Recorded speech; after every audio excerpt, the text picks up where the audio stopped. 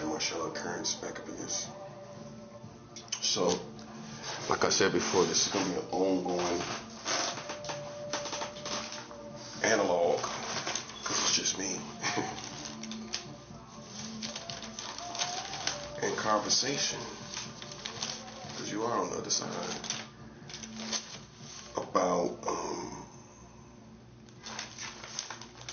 using our spiritual weapons in spiritual warfare. We're going to get into the logistics of it. That's what we're really doing.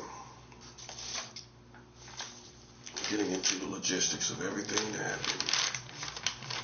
What we got to do.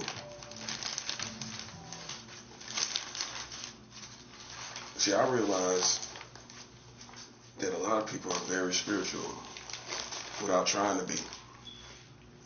Right? So, I'm not saying this is doctrine, but when people are very superstarish, if you will, like Prince, Michael Jackson, right? When people are on those levels, it's almost a type of spirituality that's behind them because they're that famous. It's almost like they get to do things because they're that famous. That becomes the future, or points to the future because they are that famous. And it kind of brings in a spirituality for them to be a voice to things to come or the past or the present time.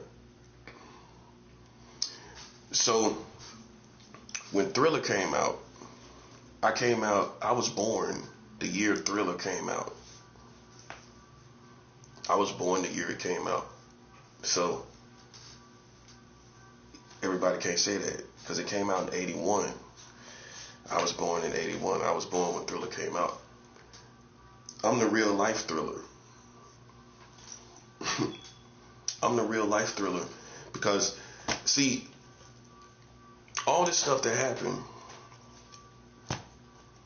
made me the real life Thriller. You know, and it's no secret. Everybody knows what's going on. Everybody knows what I'm doing. But see, Michael Jackson was so famous, he had to point to the future. Because being that famous almost gave him a spirituality to speak it to the future. Because he was that famous. Does that make sense? Whereas if the spiritual world would give him something because they know everybody will look to him. You see what I'm saying? And he would get something towards the future.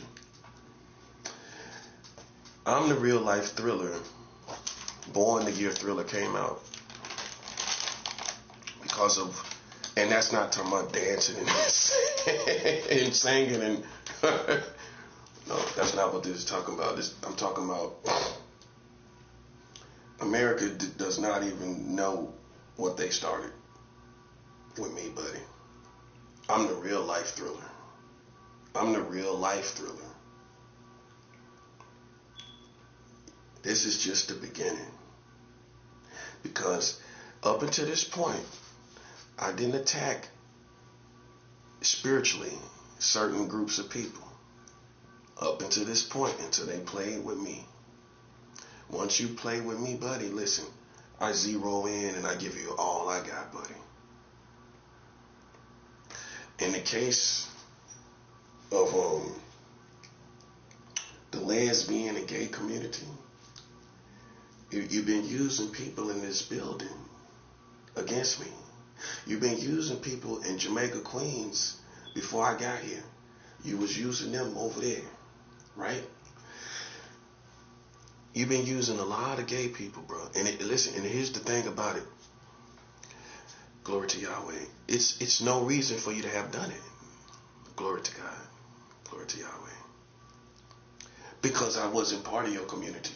I figured it out. Guess what it was, y'all? They was the only community dirty enough to do this. The straight community wouldn't do it. Straight men wouldn't do it. Straight black men wouldn't do it. Straight Hispanic and Latinos and white men that are straight wouldn't do this. To me, the only community that was filthy enough to do this, of gang stalking and using witchcraft consistently, the only one that was left was the gay community. They was the only one that would come here and do this. It's not, no, hold up. It's not because they gay. It's not because I did something to them. They was the, listen, I figured it out. They was the only ones dirty enough to do it. They was the only ones dirty enough to gang stalk us.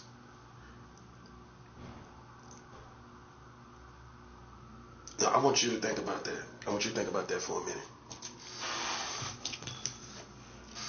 I want you to think about that for a minute.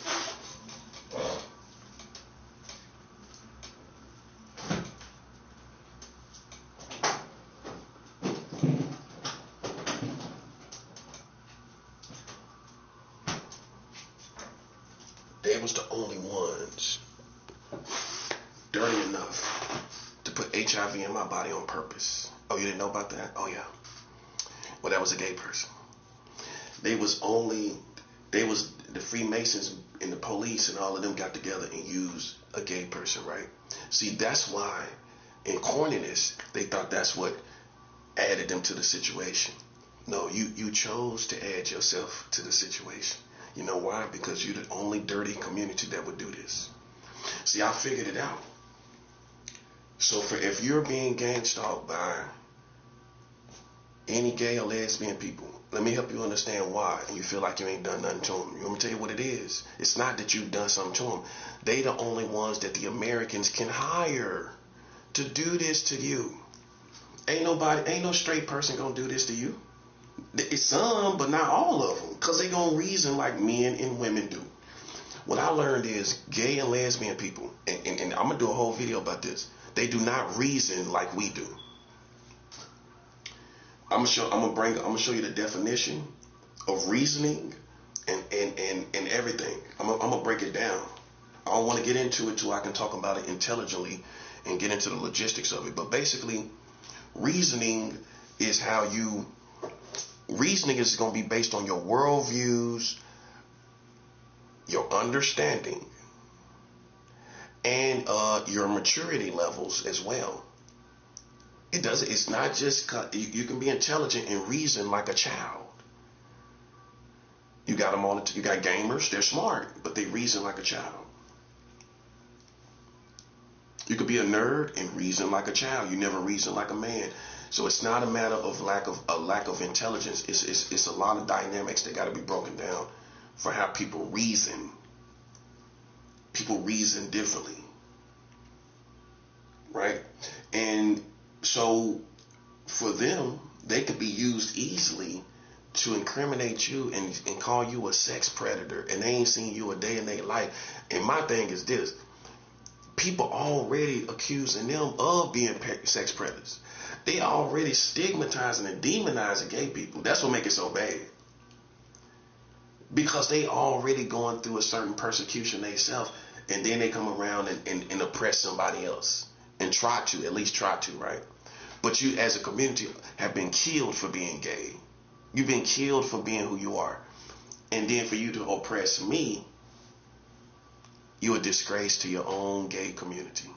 You're a disgrace to your own lesbian community. That's what you are. You're a disgrace. Based on you've already been oppressed as a community, and for you to come in and oppress anybody about sexual issues is disgraceful.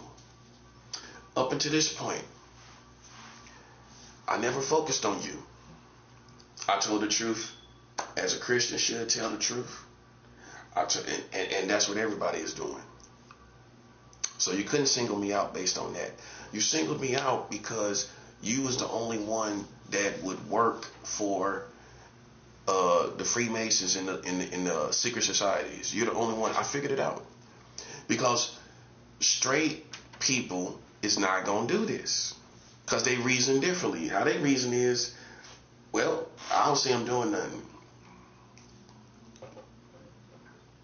We seen him X amount of time. We don't see him doing nothing. If he is, if he thinking something, I don't care. It's not that I'm stupid and I can't tell. I don't care as long as he ain't out here. And I feel the same way. You know what? I don't even care about, from this whole experience. From this day forward, I could care less about pedophiles in your community. I'm burnt out on it because I covered this for 3 years. The real pedophiles in your community, and you pay no attention to it. So I've already checkmate the situation, and I'm just done with it. Which means if I see a pedophile, listen, buddy. If anything, I'm trying to talk to you about Jesus. I ain't gonna try to get you locked up. I'm trying to talk to you about Jesus, because Jesus would be talking to the pedophiles. See how God does it? He shows you your heart, that you ain't like Jesus. You know why you ain't like Jesus? Because Jesus will be preaching and showing love to pedophiles. They don't like that, do you? See, every civilization comes along and they have something, one of their pet peeves, which they feel is the worst thing you could do. Every civilization got it. And in the past, it wasn't pedophilia. I don't think so. Nah, because it wasn't really no lines drawn in the sand back in the day. You know, people were having sex with all kind of ages of girls. And that's facts. That's the history of the whole world. You up against the history of the whole world, buddy. They've been having sex with children forever, man. Forever. That's facts. That's facts, bro. I mean, when you think about it, if you got men that's left to themselves and they ain't got nobody to answer to, what you think they gonna do? In all these different countries, if they ain't got nobody to answer to, they kind of on their own, and it don't matter either way. Ain't nobody gonna prosecute them. They gonna do whatever they want to do. That's what leads men to do it, even if they know it's wrong. What leads men to do it is when they left to themselves, like America. America been left to themselves. That's why they got child marriage laws in America. Ain't nobody challenge it. Ain't nobody even know they had it. And then the real life thriller is the one that told you about America marrying children. I'm the only one. See, they thought they could stop me as far as music, and that I couldn't express myself musically, then I would be nothing. But my energy still came out, and I still became the real life thriller. See how it worked out? Because I still got the energy. Even though I didn't do music in my lifetime, I expressed my energy in a different way on the same caliber. And so what I did was I showed you your country was marrying children. That's how I beat you. And then I became the real life thriller, because you know why? Even Michael Jackson, I say this respectfully, he succumbed to these accusations, didn't he? Well, let's talk about it for a minute. Michael Jackson, the reason why he never put out any great music after that was because of the accusations. That's my personal opinion. That's what made him lose his mojo. See, the devil is cruel, but and tricky. These white folks hated Michael Jackson. It's something that a lot of people don't want to talk about. You know what they should do a documentary on? The racism towards Michael Jackson. The hate, the racist hate. You know, them white people hated Michael Jackson because he was so famous and powerful. They hated him. All them rednecks, you think they like Michael Jackson? They couldn't stand it, bro. And then I become one of them same type of people. Somebody that you know is better than you in different ways, and you can't stand it. That's all it is. That's the same thing Michael Jackson dealt with. They didn't have nobody that could do what he did. They couldn't find no white boy that could do it. They couldn't find no white boy and you ain't gonna find no military talent to do what I did to America. That's 7 out. You ain't gonna find it. So a military talent is just a drop in the bucket, really.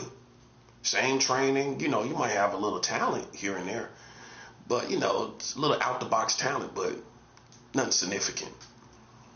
At least in our world. Man, my warfare has been significant, bro. Listen, man, let me tell you something.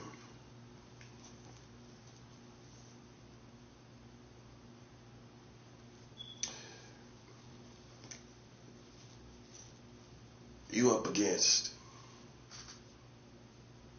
a real life thriller. I am that thriller. And you could say, well, how can a Christian say that? I just said it. And you just heard me, didn't you?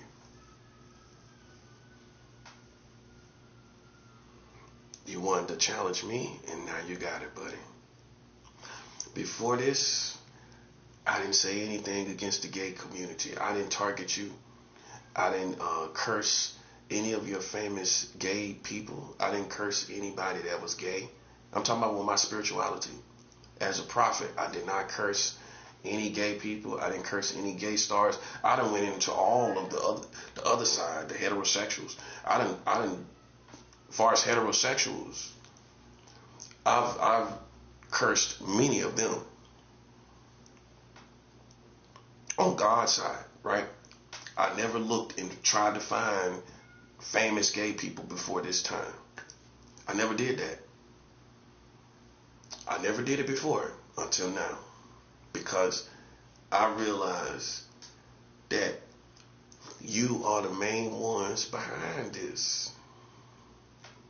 And my thing is this: I never targeted you. I never focused on you. I could have went along with the narrative that everybody was saying, which was gay and lesbian people are pedophiles. That's what they believe. That's what Americans believe. I just sat back and heard people say it, and I ain't say nothing about it. I ain't agree with that. So what I'm saying is, other people was coming to me about you, just like other people is coming to you about me. The difference is, I didn't spread the narrative that they told me. They're like, you, they think you pedophiles. And I just thought it was, I just listened because I didn't really know about, I don't talk about nothing I can't talk about from experience or intelligence. That's why you know I ain't fake. If I talk about something, it's because either I got an experience in it or I'm educated on it. One or the other. I ain't going to talk about nothing I ain't educated on and can't talk about intelligently, because you ain't going to be able to talk about it. You ain't going to be able to talk about it from the heart. If I can't talk about it from the heart, I'm not going to talk about it. Okay, so I didn't really know from experience if gay people were pedophiles or whatever until I met the first gay pedophile I met was a transsexual that was Jamaican, old school, from the islands, right? And this gay transsexual was in Tampa, Florida, right? And so this person was with me, right? This person was with me, and they seen a little boy riding on the bike.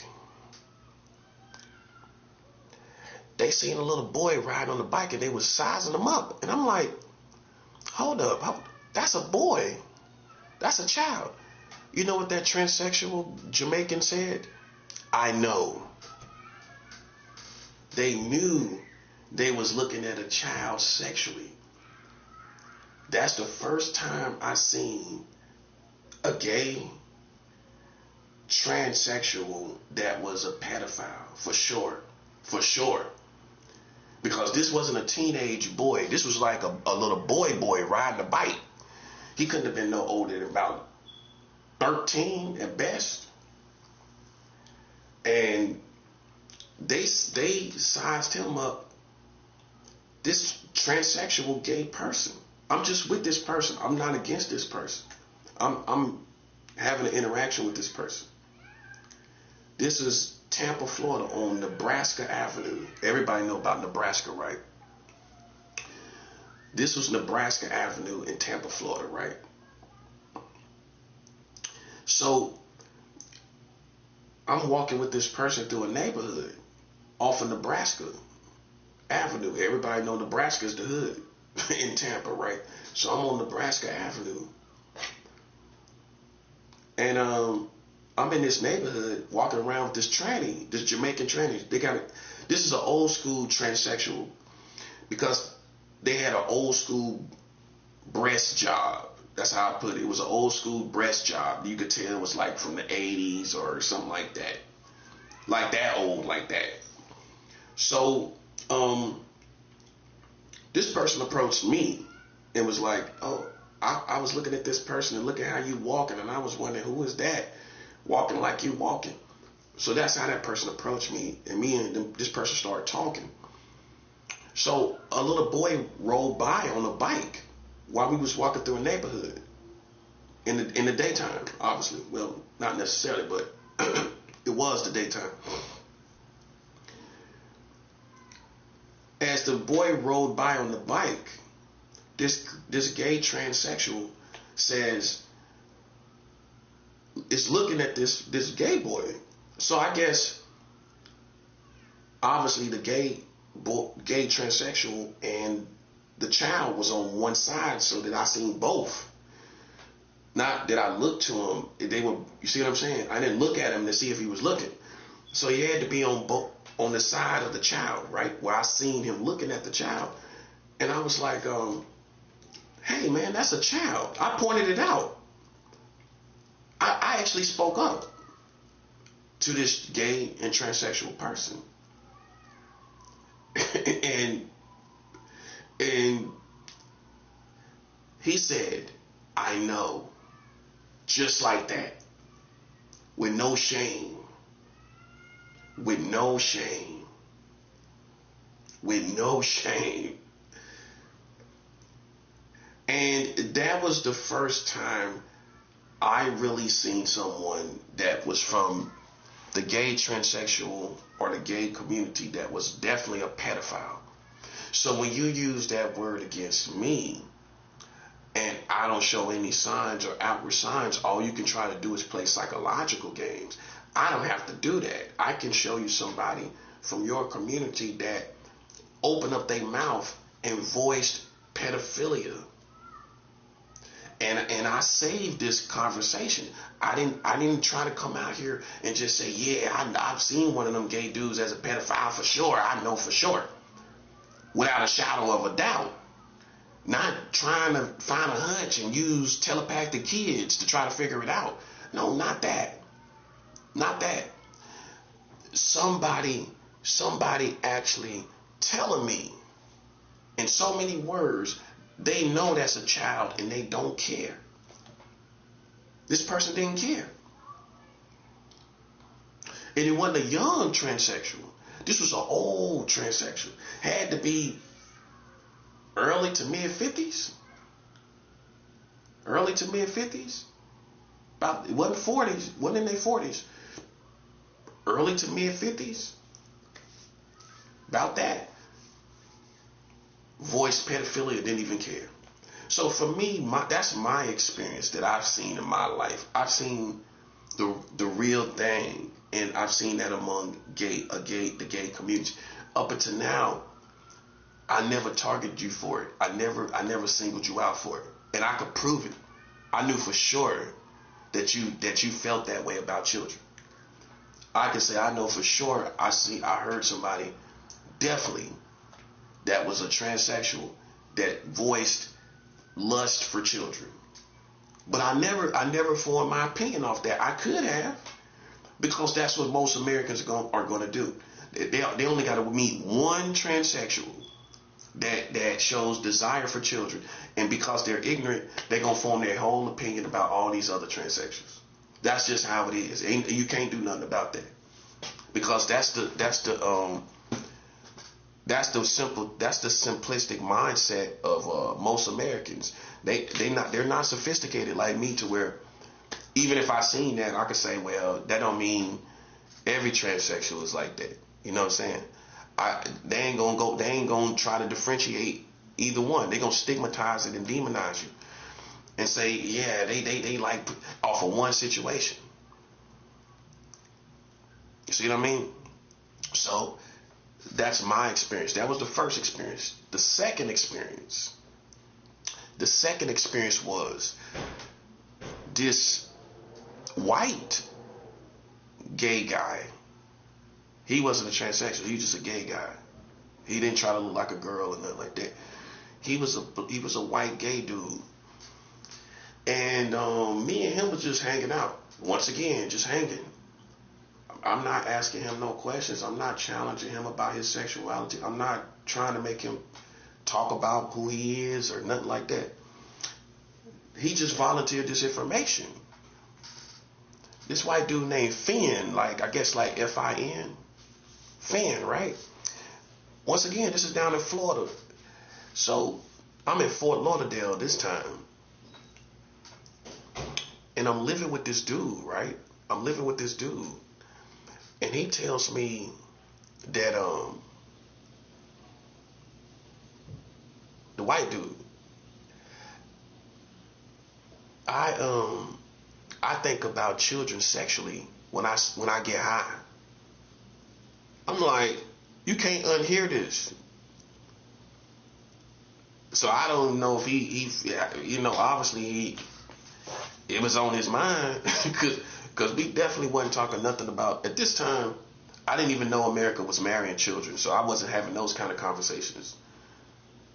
This is back in 2019 or 2020, 2020 or this is 2020. This might have been 2020 or 2019 at earliest, and 2020 at latest. So yeah, I was like just sitting there listening to this person tell me when they get high they think about children. I'm like, most people have stood up, yo, you gotta go. I'm just listening. I'm just letting this person, and I don't know if that's me being prophetic, a spiritual person. I don't know if it's that. And but the bottom line is that's what the person said. He gets attracted to children. This is the second gay person. See, that's a pattern. One, if I had it one, that wouldn't be a pattern. Two is a pattern. Once you get two in any situation that you're trying to figure something out, that's a pattern, right? Zero means no pattern. That's what you have on me. All you're doing is psychological stuff outside that you don't think I can see. I'm the real life thriller, bro. That stuff ain't working on me. Listen, bro. Listen. This is why it's over. Because once we realize this is why it's really over. Let me tell you why it's really over. It's not because a couple gay dudes are pedophiles. You know why it's over? It's over because you contradicted yourself too sharply. Everybody contradicts themselves because that's human nature, right? So, anybody that preaches no contradiction is not human in their worldviews in psychology. I mean, they could be physically human, but mentally they're not human. You know that? Some people cannot be mentally human. While we're talking about psychology, no, they're not mentally human. They became animals, like in their thought process. Not in a good way. I'm a beast in a good way, obviously. But they become animals in their psychology where they don't reason and think like a human being. Because there's no human beings that's perfect. Right? So you'll contradict yourself in ways that you don't want to as a human being. Where you apologize for this, you apologize. It might not be sexual in nature, but the pain feels the same, that you contradict yourself in a certain area, but you're allowed to do that as a human being. Let's understand that.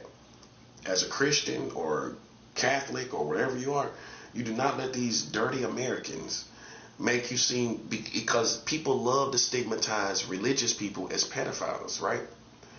But I defeated that, and you didn't pay attention when I showed you America marries children. Now you can't pick on the Catholics. Because what's worse than the Catholics was America marrying children. That was worse than all the stuff the Catholic Church did. And I'm not a Catholic. I'm a Christian, right? Catholicism and Christianity is not one and the same. Okay? But they demonized Catholicism because of all the child molestation from the 70s and on up to the present time.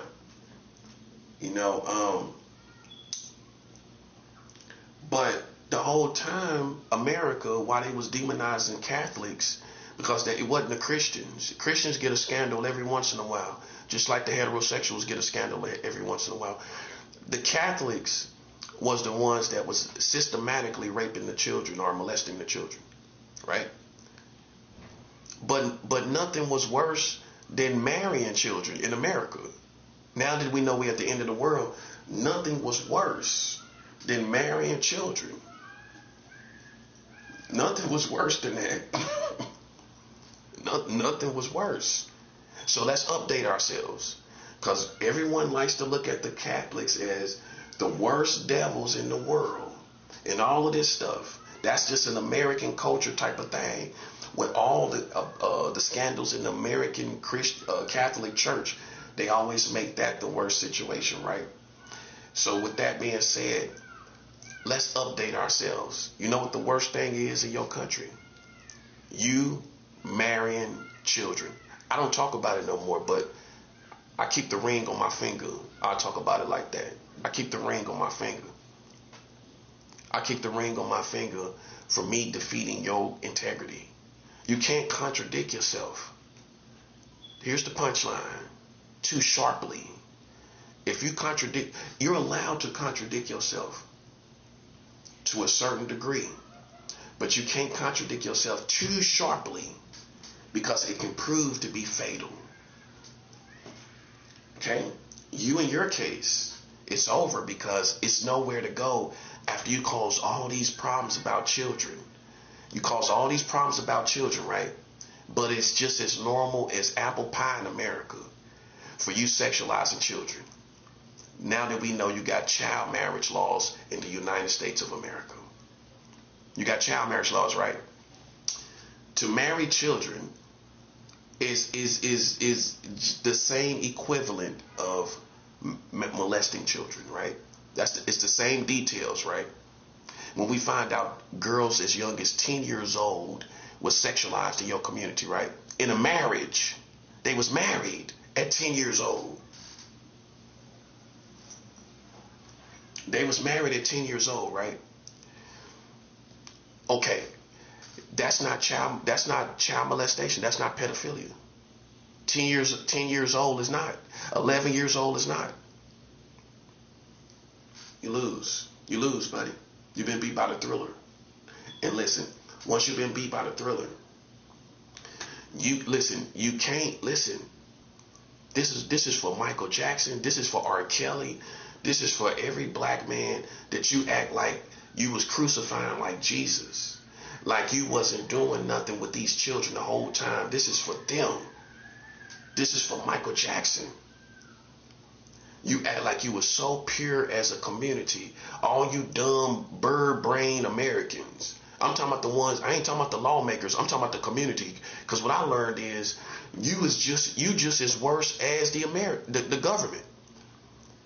We thought in the last days it'll be us against the government. You know what it really is? It's us against the government and the community. The community is just as filthy and dirty. You was the one marrying the children. It wasn't the government, it was the community. Okay, the government passed the laws for the American community to marry the children. You get it? So the American government passed the laws for the American community to marry the children. It was you that was marrying the children. And so that's why it's the end. Because you trivialized it. Here, listen to this part. You trivialized when I told you that you did that, right? In God's eyes, the end. The end. You can't contradict yourself. Another country does other things. You came out here ignorant of your country, ignorant of what they were doing, not living up to a standard that you projected on us. You didn't live up to it. Well, how you live up to it and you're marrying children? You marry children by law. So how did you live up to not being child molesters? You didn't live up to the standard that you put on us. That's the community, because you married the children, and that's the government, because you passed the laws to marry the children. Neither side, whether it be government or community, lived up to this standard. Let's update ourselves. You didn't live up to the standard, but no, you didn't. Well, how you lived up to the standard and you was marrying children the whole time? So then you got two types of Americans. This is what created the Civil War. Those who actually did live up to this standard, and those that didn't. And so the Americans that lived up to the standard, you gotta side with me. You can't be with them. They the ones that didn't live up to the standard. And see, we see if you're a coward or not. Because if you're a coward, you're going to go over there with them, knowing they didn't live up to the standard, knowing you did. We lived up to this. They didn't. They didn't live up to it. We did. They ain't got no charges on us being a grown man messing with children. They ain't got nothing on me. You can go check my record. I'm sure about that, buddy. I'm sure about that. You ain't got no charges on me, buddy. But we got them on you. And you contradicted yourself too sharply, buddy. And that's the end. God cannot allow you to live after you contradicted yourself like that, buddy. And you made the new child marriage laws. That's what got everybody. You made the new ones. So while Donald Trump was president, you made new child marriage laws. And you talking about pedophiles? Oh, well, there you go. There you go right there. Not the Epstein files. No. Child marriage laws for pedophiles. Not the Epstein files ain't got nothing on child marriage laws. But that's the Jedi mind trick, the dumb community, to make the community think that the American government wouldn't do that to children. Still don't know about the child marriage laws. Do you realize that those who are following the Epstein files, most of them are not conscious or aware or educated that the same country that's putting out these files, like, they don't do that kind of stuff. See, that's the Jedi mind trick. We're going to put out these files because we don't do that kind of stuff. We're going to talk about this because we don't do that kind of stuff. And if you're not educated, that's what you're going to walk away with. Well, the Americans are outing this kind of stuff. Right. Outing it, but you got child marriage laws in America. You're marrying children, but you're outing Epstein files as a Jedi mind trick to say we don't do that kind of stuff. That's the 7th hour. You don't do that kind of stuff. Man, by law, you was having sex with 7-year-old girls in the state of Delaware. You take your pick. How low you want to go? How low can you go? How low can you go? You want to see how low can we go with ages of children? In America, they got the world record for 7-year-old girls. And boys, I'm guessing too, I guess. But it's a man making these laws, and it pertains to these little girls. So in the state of Delaware, in the year 1880, they had the age of consent at 7 years old. That's the lowest that you've had. You was having sex with 7-year-old girls by law. That's your history. So I shouldn't bring up your history. Well, you try to bring up our history. So we can't bring up your history. But you trying to bring up ours. At least you tried. I didn't try. Try is almost incompetent. Listen, there's a certain type of try by definition that is incompetent. Oh, you tried. That's an incompetent definition of trying. You tried to out me, buddy. I did it. You had sex with 7-year-old girls. That's young as it gets. That's the first age bracket of children. Yes, I would say from infant to 10 years old. From infant to 10 years old. Now, children are going to interact with the first and second age of brackets of children. That's just life. That's how it is. So you're going to have older children having sex with younger children. That's just what it is. But you don't get to redefine that as pedophilia. That's not pedophilia. So you're so stupid, you think two children interacting sexually is pedophilia. That's not pedophilia. Pedophilia, by definition, is when one is an adult first that interacts with a child. That's a pedophile.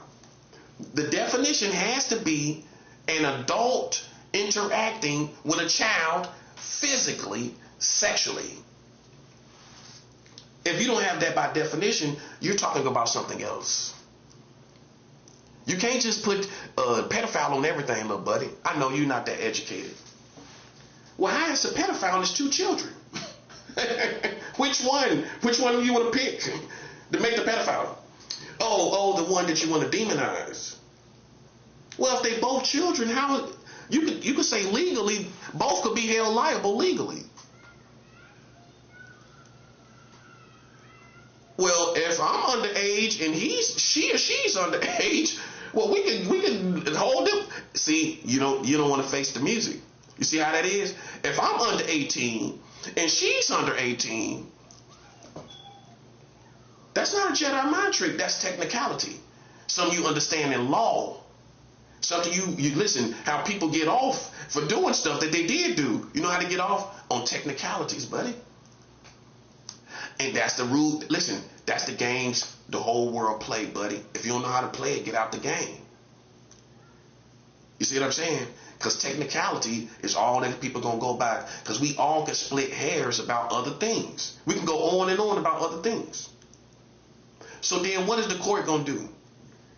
Have a whole circus where we can just go on and on and on and on? Nah. We're going on technicalities. That's how we're going to clean it on up. So the world is based on the law system, the court system, how people judge things is based on technicalities. Which you can't go wrong with that. Like you technically sexualizing children. Technically. With child marriage laws. You technically have, haven't you? You lose. I don't got to get into all the ages and everything. Technically, it's a child, isn't it? That's all I got to talk about. You see what I'm saying? We ain't got to get into how old the child is. No. Because as a grown man that's out here in these streets playing with other people's integrity, I expect you to have no sex with no age of child. I expect you to have sex with none. Not you. Not the Americans. You shouldn't be having sex with no age of child the way your big lips going. But here we are. Here we are.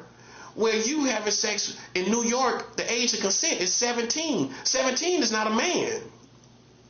17 is not a woman. So how New York gonna stand up? New York, listen, buddy, you got the age of consent at 17. That's not a man. That's not a man. The last time I checked, that's not a man. So that's the age of consent in New York State, the whole state of New York. So you see how I'm going on technicality? Technically, New York City allows the laws for the age of consent to be at 17.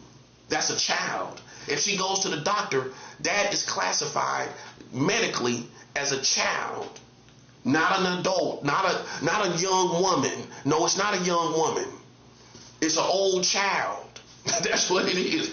You see how it is? See the Jedi mind trick? It's not a young woman until 18. 17 is an old child.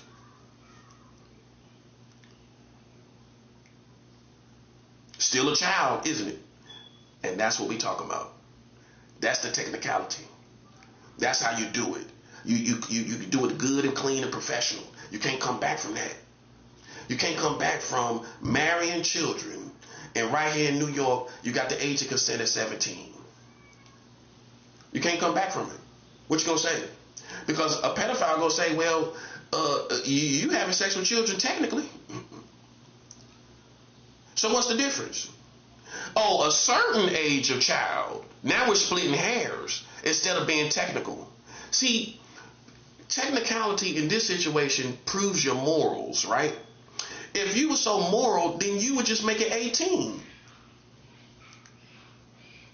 You would just make it 18.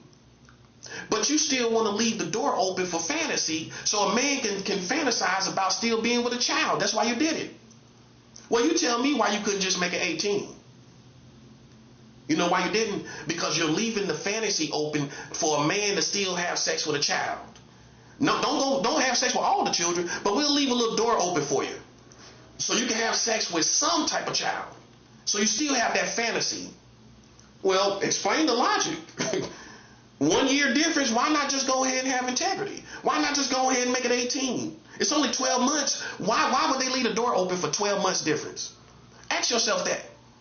What's the difference? A 17-year-old girl 12 months away from 18, she gonna look the same at 18. She ain't gonna grow 5 inches from 17. She ain't gonna look no different. Her body, her anatomy, everything is gonna be the same. Ask yourself that. 17 and 18, what's gonna be the difference in her vagina? The vagina gonna be the same, right? It ain't gonna be a difference. Her head, her body, her lips, her face, everything, the breast, even her breast is gonna be the same size. I mean, it might get a little bigger, I don't know. But drastically bigger, bro? Not really. She ain't gonna be drastically different in her anatomy, is she? In her anatomy, is she gonna be drastically different from 17 to 18? So if you are this person that kind of get off on that, why won't you just wait to 18? Because the fantasy is broken that you're having sex with a child. Boom. That's the 7 hour. That's why. I figured it out. Because how else can you look at it? When a lawmaker can say, well, I'll just make it 17 instead of 18.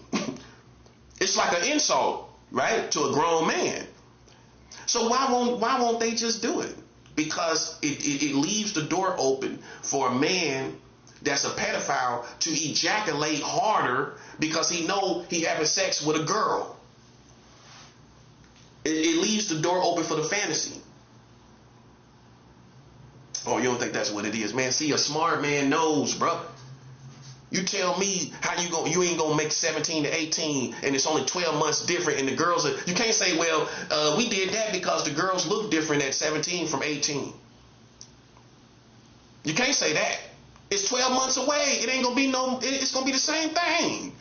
So why would you leave the door open if it's gonna be the same thing in 12 months? How's she gonna grow? How much different she gonna look at 12? How much different she gonna act? All the same thing. She gonna have the same habits, same style, everything. So why won't you just wait till she 18? Like all honorable men do. Now once she 18, listen, hey, I can't judge you. That's my rule. Once a person 18, listen, I can't judge you. That's a grown woman. Nah. She in the ring with everybody, with all these people now. She among the adults. She among us now. I can't judge you. I can't judge you. Nope. But when, as a man, either she's a child or she's an adult. That's what it is. See, that's the technicality that we live by.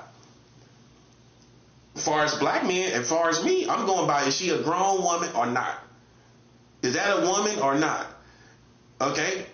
And like I like to say, I wait till the day after her 18th birthday because I don't know when she was born on that day. So you know how many men done had sex with an 18-year-old girl? Supposed to be. But he dropped the ball because she wasn't born at midnight like an elf. So he had sex with her at 12 o'clock at midnight. You know she ain't turned 18 at midnight. You putting it in already at 12:30. She didn't turn 18. She ain't turned, her birthday wasn't 12:30. Now it could have been, but you need records, don't you? In most old school, you ain't got they ain't got no records. These days it's a little different. You might can pull up a little record, but you know you had sex with her while she was still 17, right? So you know what I'll do? I'll wait the day after her 18th birthday. Therefore, I know I cover whatever time you was born on that day. It's been covered because now it's 12 o'clock the next day. See, that's my standard. Some men ain't even got that standard. You know what you're going to do? The day she turned 18, you having sex. You know how many men failed right there? Oh, you tried to do the honorable thing, but I guess you wasn't smart enough.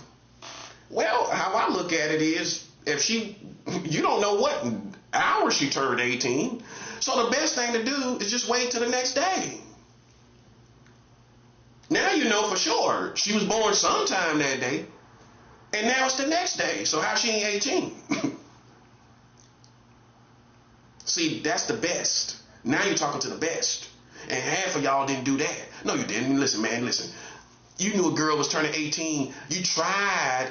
Remember, one of the definitions of trying is incompetency, right? It reeks of incompetency. You tried to have sex with this girl honorably on her 18th birthday and made a fool out of yourself. Well, you had sex with her at 12 o'clock. Well, you know she ain't turned 18 at 12 on the dot. So technically, see how the technicalities are good? Technically, she's not 18.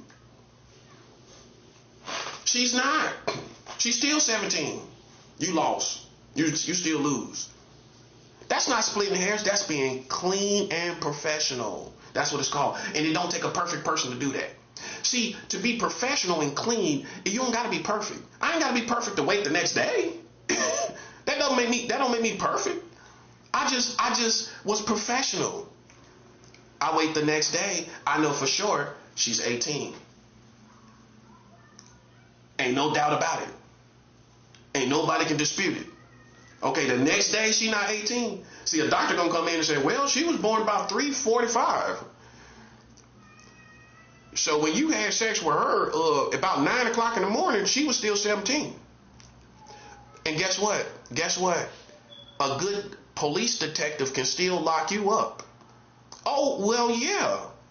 If the police bring in court that she was still 17 and the age of consent is 18 in the state, they can say you was with her between 9 o'clock in the morning, right or wrong, sir. Okay, by 3 o'clock she was gone, so you couldn't have had sex with her because we came at 3 o'clock. So she was born 3:45. Which means she was still 17, so we can lock you up. People say, oh, come on, but it's technically, in real life, that's what it is. See what I'm saying? In real life, that's what it is.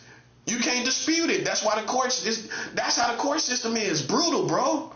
Brutal reality, which is she was still 17. So, sorry, sir. Listen.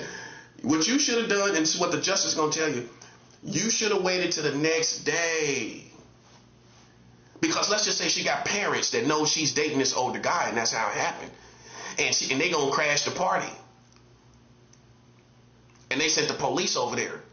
Boom. Knowing when she was born. Knowing y'all already over there having sex. She going to send them over there by 3 o'clock. She going to call by 1 to make sure they over there by 3. They go over there, buddy. I'm talking about the best. And listen, ain't nothing you can say, well, she turned 18 today. She turns 18 in 3:45, buddy. No, yes. Sorry, buddy. You didn't make it, buddy. She's still 17. We can lock you up right now. You think the police will say, oh, well, it's 2 days. Let's just go back a little further. Let's just say it's a week before her 18th birthday. You think the court's gonna acknowledge her birthday is in a week? She's a week from 18. You think the police gonna say, well, she was just a week, you know? Nope. They gonna hold you on technicality for sure. If it's a month before her 18th birthday, you think the police gonna honor that? No, they not. They gonna say, no, I'm sorry, sir. In the state of Florida, the age of consent is 18. She is 17 to next month. Sorry. And that's that. You're not going to get away. And your logic is she's right there, but she's not. That's the other logic that you're not addressing. The logic is she's not there. Your logic is, we understand your logic is basically she's there. Basically is still not technically. And that's how the law system works, buddy. So when you pull that all together, and you got the age of consent at 17, which means a grown man can have sex with a 17-year-old girl for a whole year before she's a grown man, a grown woman, then buddy, you can't hold me to no standards of talking about pedophilia, because technically that's what you're still doing. Because by definition, not age brackets, the definition of a pedophile is a grown man or woman with a child. Not a certain age. You don't get it, do you? That's 7 hours. It's not a certain age. It's a man. It has to be a man or a woman, technically with a child. That's all. That's all. Am I right or wrong? So it ain't. So it's a certain age that makes a pedophile. So it got to be a certain age of child.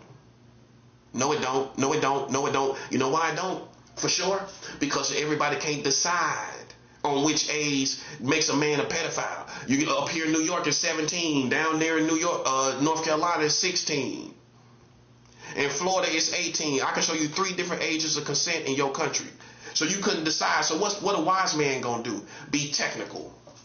Technical is gonna win. Which means 18. If she wasn't 18, she's a child. Because I can take you somewhere else where you would get locked up in the state of Florida. Which means the age of consent is 17 here, right? In Florida, it's 18, which means if you go down there with the same New York state of mind, like you Billy Joel, if you go down there like Billy Joel, with the, if you go down there like Billy Joel, talking about New York state of mind concerning the age of consent at 17 in New York, they will lock you up in Florida. You'll be in jail with a New York state of mind, buddy. You'll be in jail with a New York state of mind.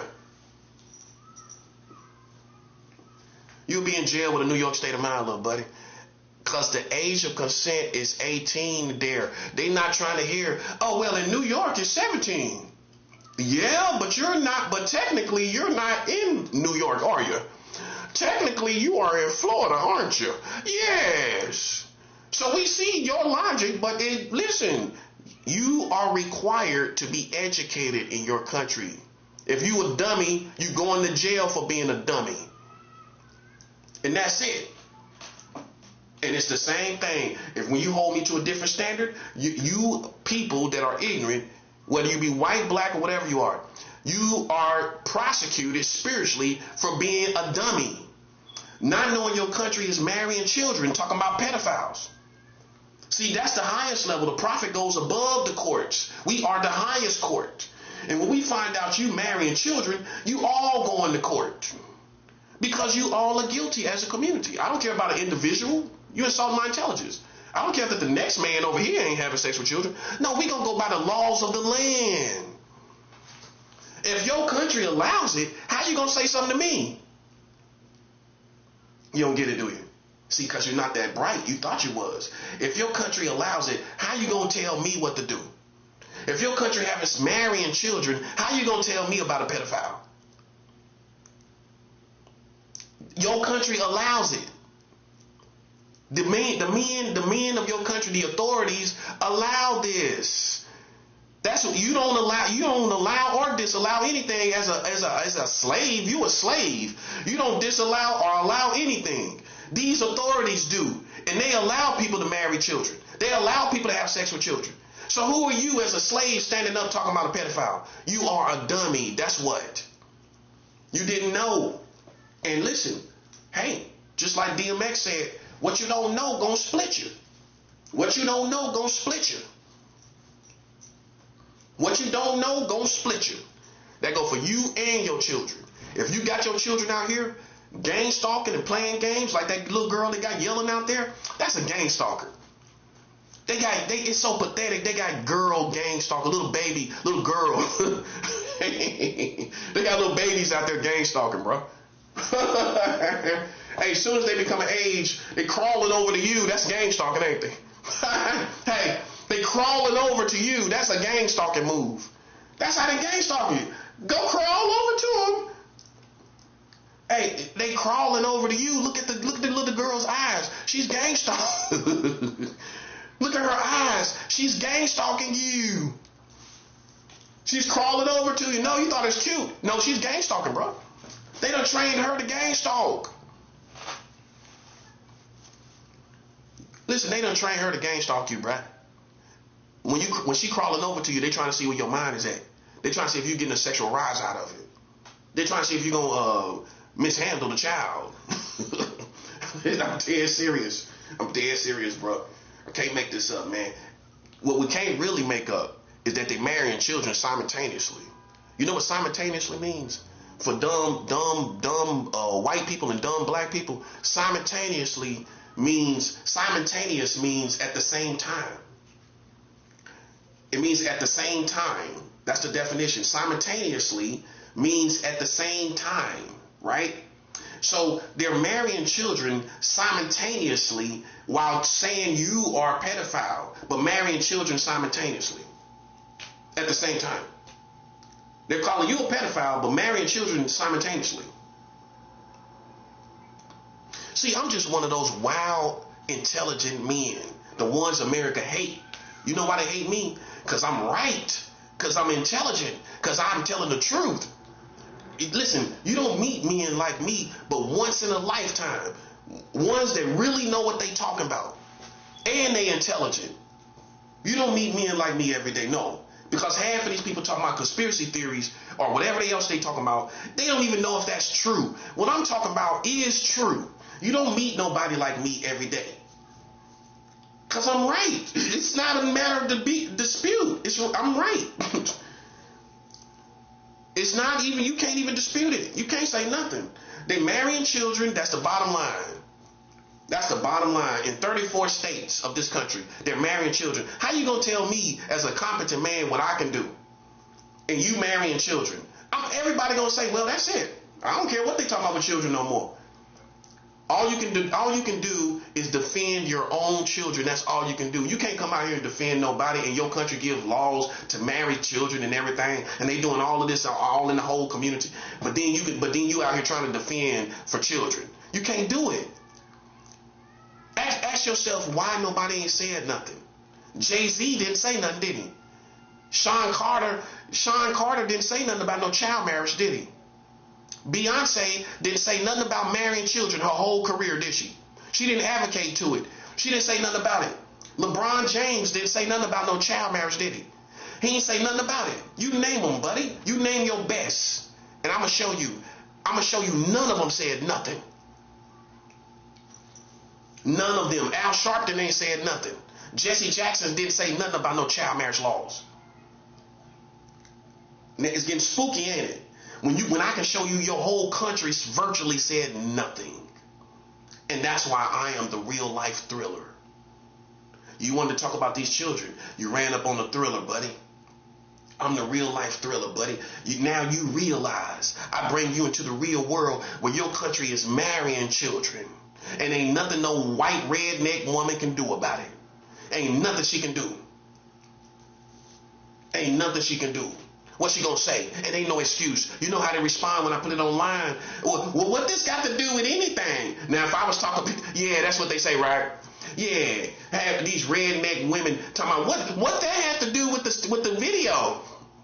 Because I put it on the random video, right? On the comment on the thread, right? And I'll just put it: 34 states of America marrying children. Boom, walk away. Your life changed forever. You can't unsee that. See how it's a bomb drop? I just drop bombs. If I tell you they marrying children, I don't even got to say nothing else. That's how potent I am. I can drop that bomb and it's over. What you gonna say? Ain't nothing you can say. Ain't no defense. Ain't no defense.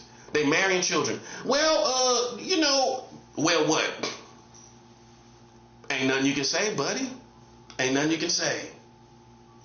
That's all I'm saying. So you see, what you need to realize is you need to have you need to have several seats. You need to have several seats and sit down somewhere. Because the country that you believed in wasn't doing what they was telling us to do.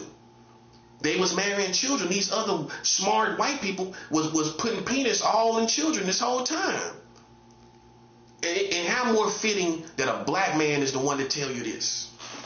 How more fitting? that a black man is going to tell you they was marrying children the whole time. You see what I'm saying? That's the real situation. So that's why they hate me. You know why they hate me? Because I'm the only person in your community that talked about this in the full context. The full context meaning the last time y'all passed child marriage laws. You know when the last time you did it?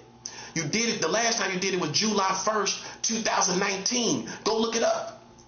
Go Google it. All credible. Everything I say, credible. Receipts, everything. Listen, man, I don't say nothing that ain't no receipts. That's what make me real. I ain't gonna say nothing I think. I'm not sure. Like they do me. Oh, I'm sure. I'm very sure. I'm absolutely sure about this. And what you gonna say? What can you say? What the police gonna say? I done talked to police and told them this. That's why you using these little girls downstairs is pathetic to me. I done talked to the authorities. I looked them right in their face and told them. That's what you dealing with, man. You dealing with somebody who done faced the police. I told the police didn't even know. Oh, I didn't know. When I told the police, I said, when they confronted me one time on the streets for some other stuff, because I was sleeping on the streets. And I was sleeping in a place that they ain't allowed, right?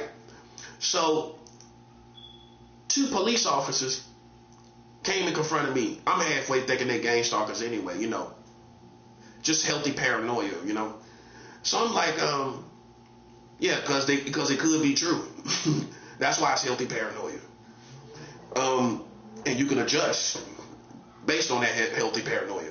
You could be looking for stuff to prove that with healthy paranoia that they gang stalking you. Okay? So when they approached me, because they was approaching a whole bunch of homeless people that was in the same area, when they finally got around to me, I said, you know, y'all marrying children in America. You know what the police said? What? He was surprised. He was like, what? I said, y'all are marrying children. The Americans, I told the police this to their face. The Americans got laws to marry children. You know what he said? Well, my wife is of age.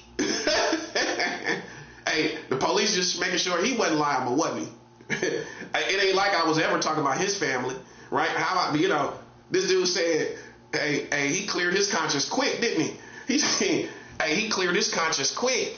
He said, this is no lie. He said, well, my wife is of age. You ever had the police try to explain something to you instead of you always explaining something to the police? At that moment in time, he trying to explain his position. How many times you done explain your position to the police? Have you ever got to the level where they explaining their position?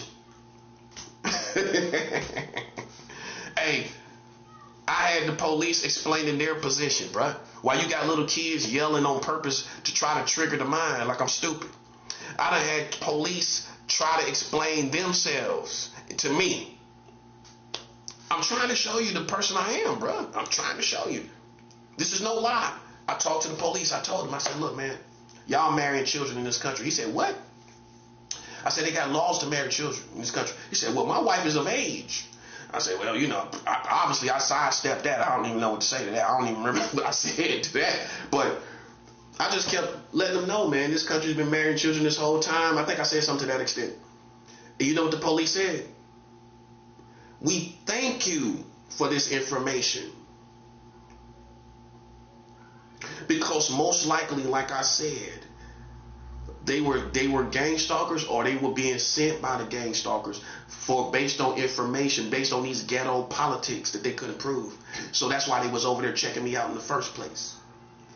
And that's why he thanked me for the information, because now you realize, well, we ain't got no place to be doing this, checking this guy out anyway. We liable when it comes to these children. Yes, you are. Too liable to be trying to judge me. And that's why the war is descending on you. The war is descending on you because you're too liable to be trying to judge me, buddy. You don't see it that way? We do. We do see it that way. We do see it that way. You, as long as nobody touching your children, you got to sit back and realize you in a fallen world. You know what a fallen world is in my definition and context? A world where there is no standards upheld anymore. Where there's no morals upheld. There's no standards upheld. That's what you're in. You're in a fallen world, buddy. And how stupid do you look in the fallen world talking about pedophiles and they marrying children? Now you see what I'm saying? You're in a fallen world. Come to terms with it, buddy. You can't come. You look like a complete idiot coming out here talking about pedophiles, and your country got laws to marry children. It doesn't make sense, bro. You're in a fallen world. There is no standards upheld. Nobody upholds no standards. Not just the Catholics, all these people. They uphold no standards. That's why it's a matter of race. That's why it's a race war to me. Because when I look at the white man and what he do, he can still look at me and try to figure out what I think about, what I'm thinking now. You telling me that ain't a futuristic race war? Yes, it is. Well, you following my mind, and but we got you on technicality of marrying children, which is technically pedophilia. That's technical pedophilia all day, and that's all I gotta have on you. I ain't gotta have nothing else. All I need to win, and I've already won, is technical pedophilia, and that's what I got on you, buddy. Ain't you technically having sex with children? Then technically I win, suckers. I win. And we don't care nothing about what you're talking about psychologically. And that's how you do it. Because ain't none of these. Michael Jordan told you about child marriage. Jordan didn't tell you, did he? Lady Gaga, did she tell you about child marriage laws? She always running around. Rah, rah. Okay, did she? Rah, rah, rah. She going. Did Lady Gaga tell you about child marriage? She didn't, did she? That's what I'm talking about, buddy. Lady Gaga didn't tell you, did she? Did RuPaul tell you about child marriage laws? Did Elton John tell you about marrying children in America? They call him Sir Elton John. Did Sir Elton John tell you about child marriage? Elton John didn't tell you about America marrying children, did he? No, he didn't. So how they on my level? Huh? Come on, man. Make it make sense, bro. Al Pacino, did he tell you about, that played Scarface, did he tell you about child marriage? While he died for children, basically Scarface, did Al Pacino say something about child marriage? Al Pacino said nothing about child marriage. Did he? He didn't, did he? So how he's the master that I am? Oh, I'm going to get my respect either one way or the other. Did the Italian mob tell you about child marriage? They didn't, did they? Did the mob know? Did the Italian mafia know y'all marrying children in America? Man, I get my respect, buddy. I get mine. This is God's kingdom. We ain't scared of no mafia. Y'all didn't hear nothing from the Italian mafia about marrying children. Now you see where we at. Did your military tell you? American military, did they tell y'all y'all marrying children in America? This whole time, by the way. Don't you see why I'm on one every day, bro? Don't you see why I'm on one? This is real. This ain't no conspiracy theory, this is real. Did the military tell you? Military didn't tell you, did they?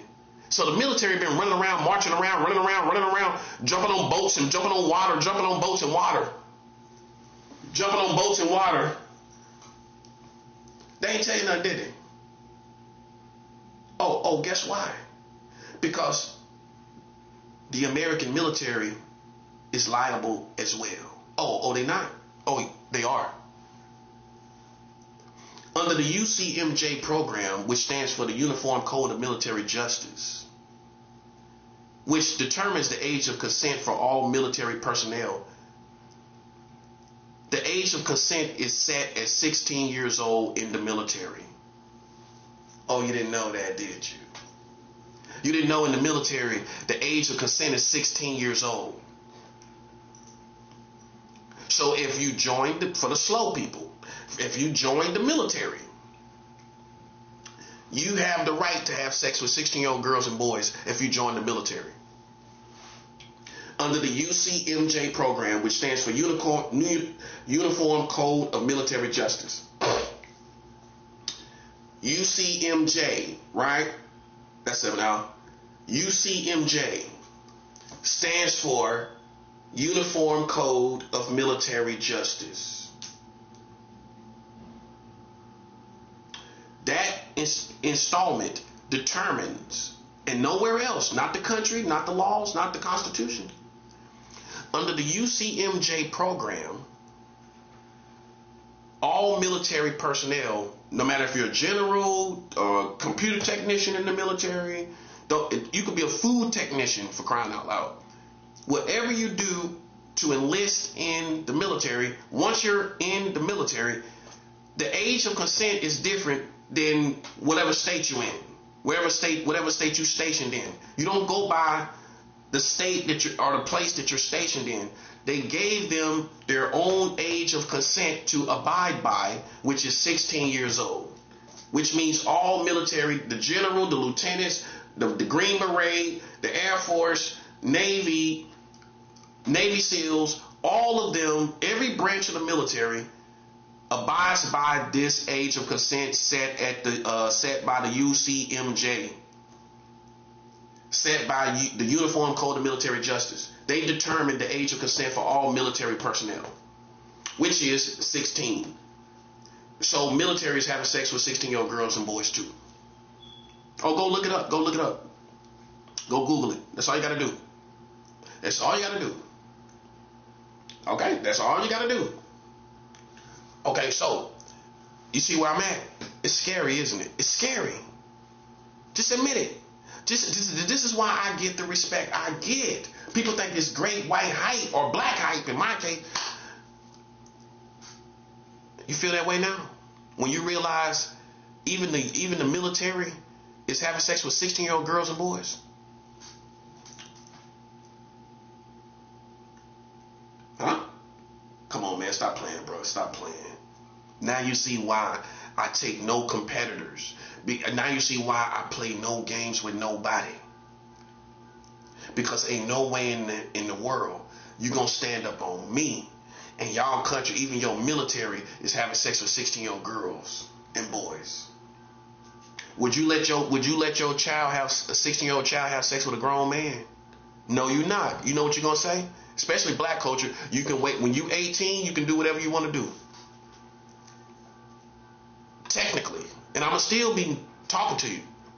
But technically, you can do whatever you want to do. But as long as you're 16, and especially if you're under my roof, that's what most parents are going to say. No, under my roof, while you 16, you can't, no, you ain't having no sex. Because, see, it's not just the sex act. I'm not letting you have no kids. See, some people are so stupid, they're going on to the technicality. I don't want you catching no STDs at 16, and I don't want you to have no kids at 16. Well, you got to go work at Burger King. Because you got kids right now. And you going to do that right now. If you got kids and you pregnant right now, you going to Burger King right now. When I would have let you rock, at least for maybe a couple years or so. But if you got a kid, you going to Burger King. Welcome to Burger King, that's what you're going to be saying. Welcome to Burger King, that's what you're going to be saying. Okay? That's what you're going to be saying. Okay? This is how parents navigate and rule. This is how it's supposed to be in your house. Now, can you imagine military having sex with 16-year-old girls knowing you can impregnate a 16-year-old girl? Or give an STD. Just because you're in the military don't mean you ain't got no STDs. It's not just the act technically. It's not just that. See, I got to do this to reestablish my rule. Because this is why I rule over you. I don't care nothing about that. You got to be retarded to pay attention to them over what I'm telling you. That's all I'm saying. That's retarded. I don't care if I'm guilty or not. It ain't gonna be better than the information I'm telling you. Well, they marrying children. It wouldn't matter if I'm guilty or not. Let's take the next step. If I was guilty, what then what? You marrying children in your country. You can't talk about nobody. You can't say nothing to nobody. That's the whole point. Sucker, even if we was guilty. See, that's the difference between the black man's logic and these, whatever they are out there. But we know they influenced by white Americans at minimum, don't we? Yes, we do. They influenced by white Americans. But guess what? Half their children, listen, half of their children gonna have children by the time they 20 years old. But these the same people talking about they protect children. But watch them same little girls out there. I guarantee you by the time she's 20, 23, before she's 25, she gonna have 2 kids, I bet. Watch. She gonna have 2 kids before she's 25. She gonna be saying, how you want your whopper? How you want your whopper? How you want your whopper? She gonna be saying, welcome to McDonald's. How you want your whopper? Welcome to McDonald's. How you want your whopper? These same little girls gonna be saying, welcome to McDonald's. How you want your whopper? Let me tell you something. You know what that means? She got 2 jobs. That's the punchline. Welcome to McDonald's. How you want your whopper? She's gonna be working 2 jobs, I guarantee you, by the time she's 25. In the culture of sexually charged music and movies, by the time she's 25, she'll have 2 kids, I guarantee you. She'll be saying, welcome to McDonald's. How you want your whopper? Okay, buddy? I'm just letting you know. But these are the same people talking about they protect children. You're supposed to protect them all the way up until they get married. You don't do that, do you? No, you don't. No, you don't. No, you don't. She wound up saying, welcome to McDonald's. How you want your whopper? Oh, well, you failed her, didn't you? You failed her if she got kids and she working at McDonald's. You failed as a parent. I guarantee you those parents of those screaming children out here in this neighborhood, I guarantee you they're going to fail their children. Watch. I guarantee you how much you want to put on it. I guarantee you they're going to fail their children. Children that's unruly, gang stalking, I guarantee you they be failed. They already failed. They already failed. The parents already failed them. You got them gang stalking? You failed your children already. You pimping them out. You causing curses to be on them. Oh, you think they got immunity, don't you? Well, not based on the Bible. The prophet Elijah cursed children, didn't he? As long as your children is out of pocket, buddy, I can curse your children. You say high pocket, out of pocket. Your children out of pocket. Out of pocket. I like grown women, buddy. I like a real grown woman's hot pocket. Not a child. Only a grown woman got a hot pocket, buddy. Hey, only a grown woman got a hot pocket. I like hot pockets, buddy. Yeah, I've been known to like hot pockets. But you out of pocket, ain't you? Yeah, I guess you thought they was one and the same. No, a grown woman has a hot pocket. You and your children is out of pocket. Or you thought I like both? Or you thought that would go for what I would like? You thought that would go for what I like? You thought that would go for what I like? No. Listen, buddy. I got a real life track record. You ain't never seen me with no children a day in my life. And guess what? And just in case you're one of the newcomers and you don't realize, nobody in the world has ever said nothing to my face about being no pedophile. Never. Now you would think with all the politics you heard all over the country, I'm running from a mob of people, right? It never happened. It never happened. Meaning nobody ever confronted me in my whole life. What would you say? That's cowards. Okay, you all around the country doing what you want to do, and these people got all these politics like they want smoke, but ain't nobody said nothing to his face. You know why they can't? Because you can't bring yourself to say something to my face that you haven't seen, that you ain't got no receipts on. You're going to feel bugged out. You're going to feel bugged out. How you going to, listen, that weird, strange feeling you feel, if you know you ain't something weird or something, you're going to feel that. How you going to say something to somebody you ain't seen them do? You ain't got no receipts. You ain't got nothing.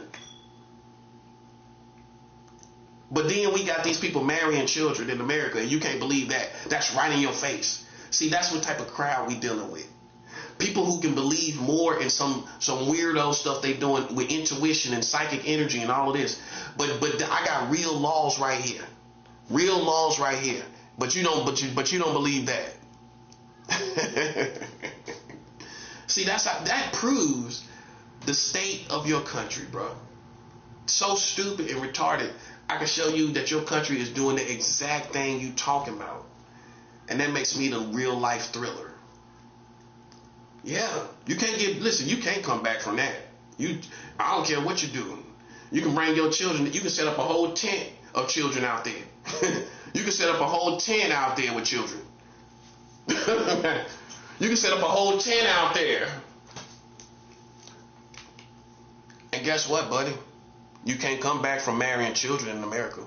No, you can't. Won't you tell these rednecks, these white redneck women, these big fat redneck women, won't you tell these fat redneck women that y'all marrying children?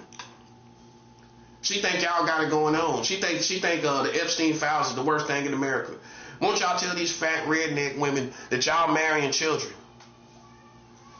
You know what type I'm talking about. Go get these fat redneck women and tell them you're marrying children. The ones that sit around and listen to the radio, yeah, Trump is doing good. Them type. Trump doing good across there in Iran. They say Iran, don't they? Ugh, I hate when people mispronounce Iran. Iran, they doing good over there in Iran.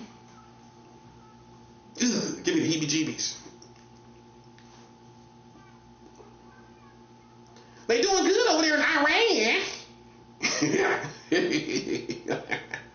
They doing good over there in Iran.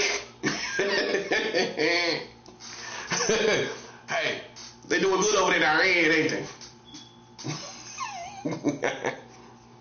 It's Iran. That's how you pronounce it. Iran. Learn how to pronounce words from different countries. It sounded like a redneck, fat redneck woman. Iran.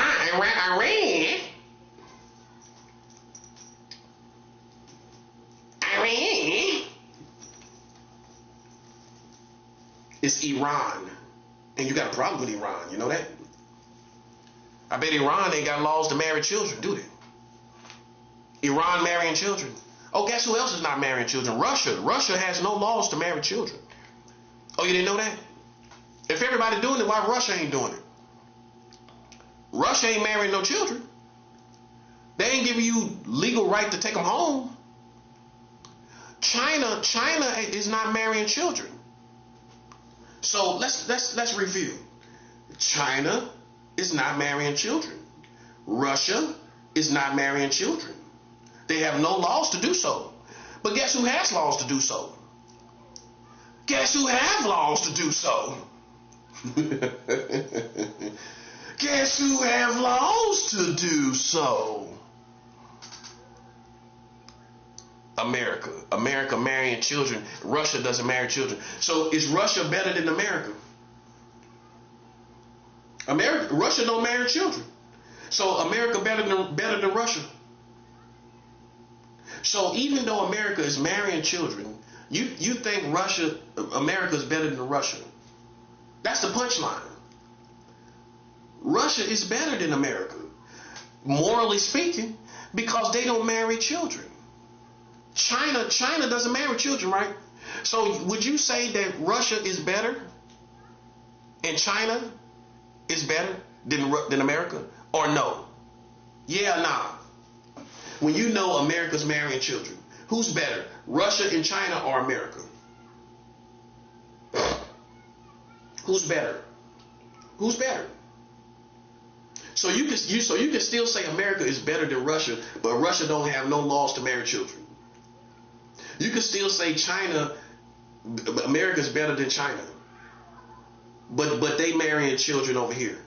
But China is not marrying children. You still can say America is better than China. See how brainwashed you are? See how the prophet brings you out? See how the thriller brings you out? Man, listen, Russia don't marry children. China don't marry children. America does. So imagine you telling the whole world community about pedophiles, and then Russia looks and see you marry children and they don't. They ain't got no business talking about it. That's what they gonna say. China gonna say the same thing. Oh, they marry children in America? Wow. They have no business talking to this man about nothing. They're retarded. They gotta be retarded. That's retarded. That's what it's called. You talking to me about child molestation? Well, you marrying children, sucker. You gotta be retarded.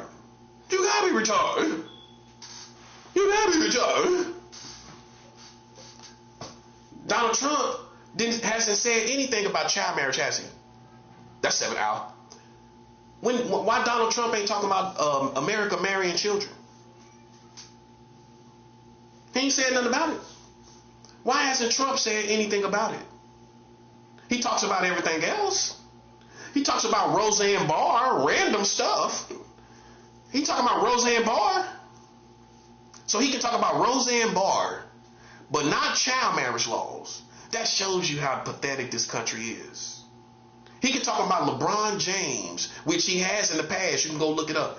Donald Trump, if black people, listen, for 50 Cent and all these other black people that's following behind Trump, if not for any other reason, you being black, I thought it was you, right? They're supposed to be so black.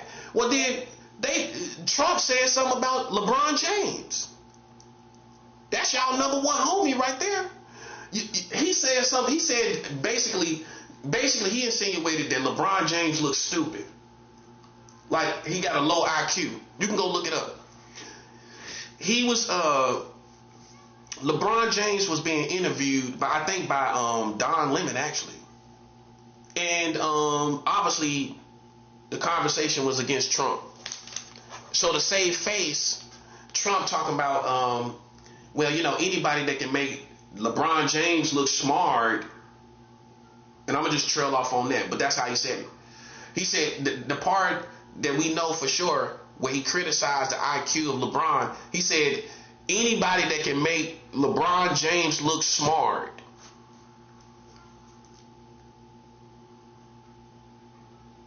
Go look it up. Go look up the interview. Go look up the words where Trump talked about LeBron James. Go Google it. So that's for black folks that call themselves repping Trump. You repping Trump, ain't you? You repping Trump. He criticized. He basically said LeBron James looks stupid because he don't understand black people and how they carry themselves. See, that's why, you know, other black people who do the same thing, where you know, like some of us look like we look, but you know what it means. Listen, bro, you're a disgrace to your people.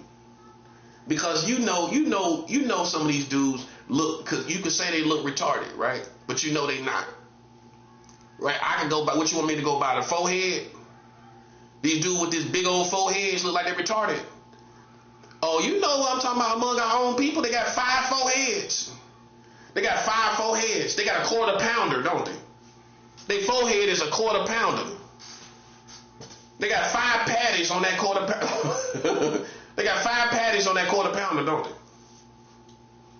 They got 5 patties on that quarter pounder. That's how big their forehead is. It's 5 patties on that quarter pounder, ain't it? But we know that person ain't retarded. So you don't let white people come in and pick at indigenous people like they look retarded, and you do the same thing yourself. When I can look at half of people who be looking how they need to be looking, and I can say, you know, you look retarded right now. But that's how you carry yourself, right? Right. See, you played yourself. You sold out. Listen, if you ever said something about me looking retarded, you played yourself, bro. You played yourself. Listen, you was the one that was a sellout. You was a sellout to a different worldview about black people. When you can look at a black man and you can size him up talking about he look like he retarded, and half of us barely got an education, and that's what it is. Half of us come from the streets and uneducated, and they dumbed us down so much in our culture. Even with our culture, it's so dumbed down. That's why everybody walking around looking stupid. But you supposed to be black, but you don't understand your own people and why they look like they look. I know why they look like they look. You know why they look like they look? Because they're not educated. Their culture don't educate them. They dumb down the culture, and then we're never educated. unless you take time to be an individual. But if you're part of the culture, you're going to look dumbed down. You're going to walk stupid. You're going to look stupid. And then in the middle of that, you can see all of that and say you black and not acknowledge that. And see, so, you know, Donald Trump came out here making the mistake of a rookie, talking about LeBron James looks stupid. He don't look stupid to me.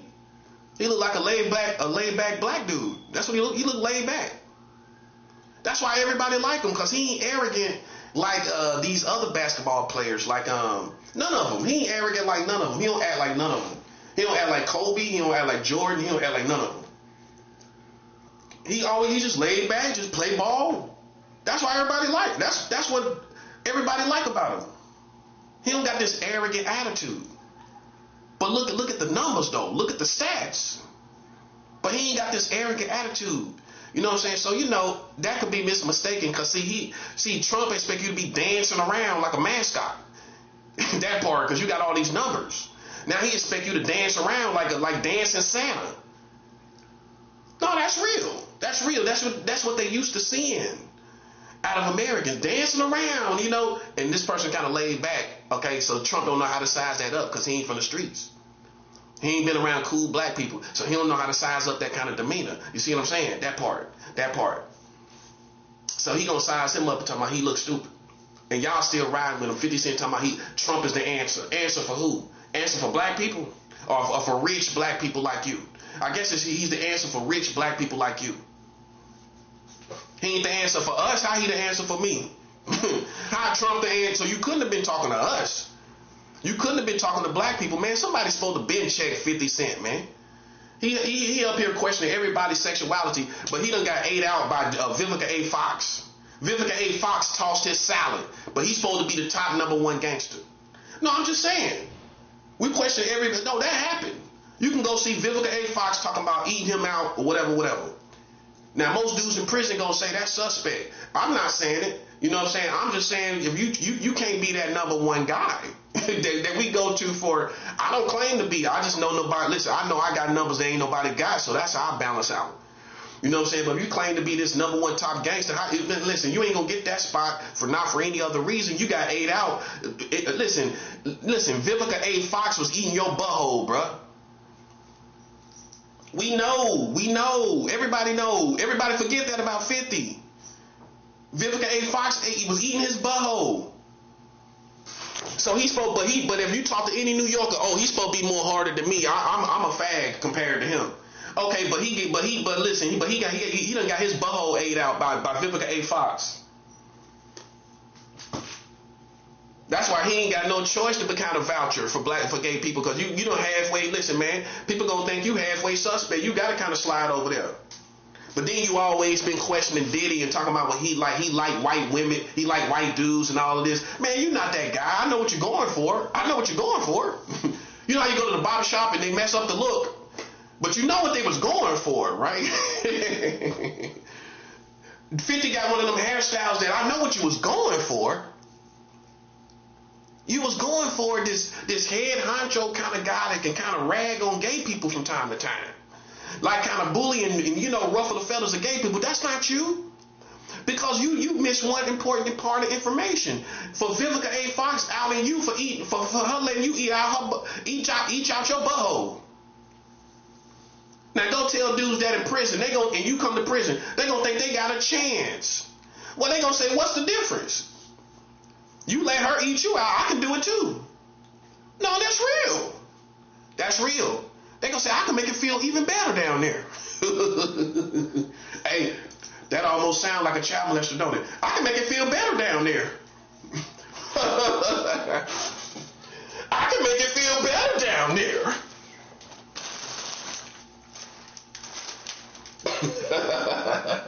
Hey, if 50 go to prison, they gonna say, hey, I can make it feel even better down there.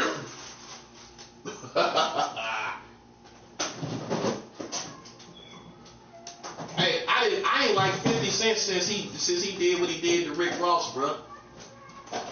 I ain't like him since then. I don't deal with nobody, but I ain't like him since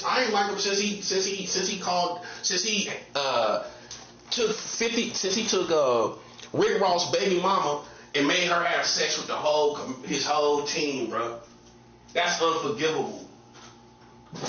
You see, that's the ignorance that comes from the black community, and then people try to act like you got black excellence when you're dealing with 50. That's not black excellence. That's black ignorance. That's black ignorance, bro. 50 did something that break bro code, bro, men code. You gonna make it somebody take somebody's baby mama and let everybody have sex with her? That's what happened. Oh, you ain't know about that? 50 Cent went and took Rick Ross, the rapper, took his baby mama. The whole team had a whole team of dudes smash her, bro. He took her shopping. Y'all remember that? Took her shopping, everything. Got a nice clothes. That's even worse. He took her shopping in New York, whatever.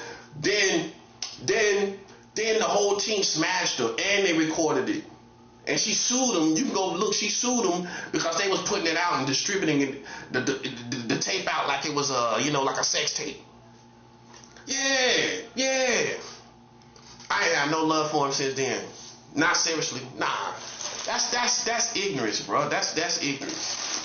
You know what I'm saying? Because like us as real men that been married, we don't got no respect for that, bro. Nah. That's why they ain't gonna never be friends. And see the same thing. See, he tripping off of the same thing because everybody say he mad at Diddy because Diddy smashed his baby mama. You see what I'm saying? So it's an ongoing. So you can see how people see things, right? Now imagine 50 and what he did for sure. Took Rick Ross' baby mama and let the whole team smash, bruh. She smashed the whole team, bruh. That's unforgivable, bruh. That's unforgivable. I would never forgive that person. You know what I'm saying?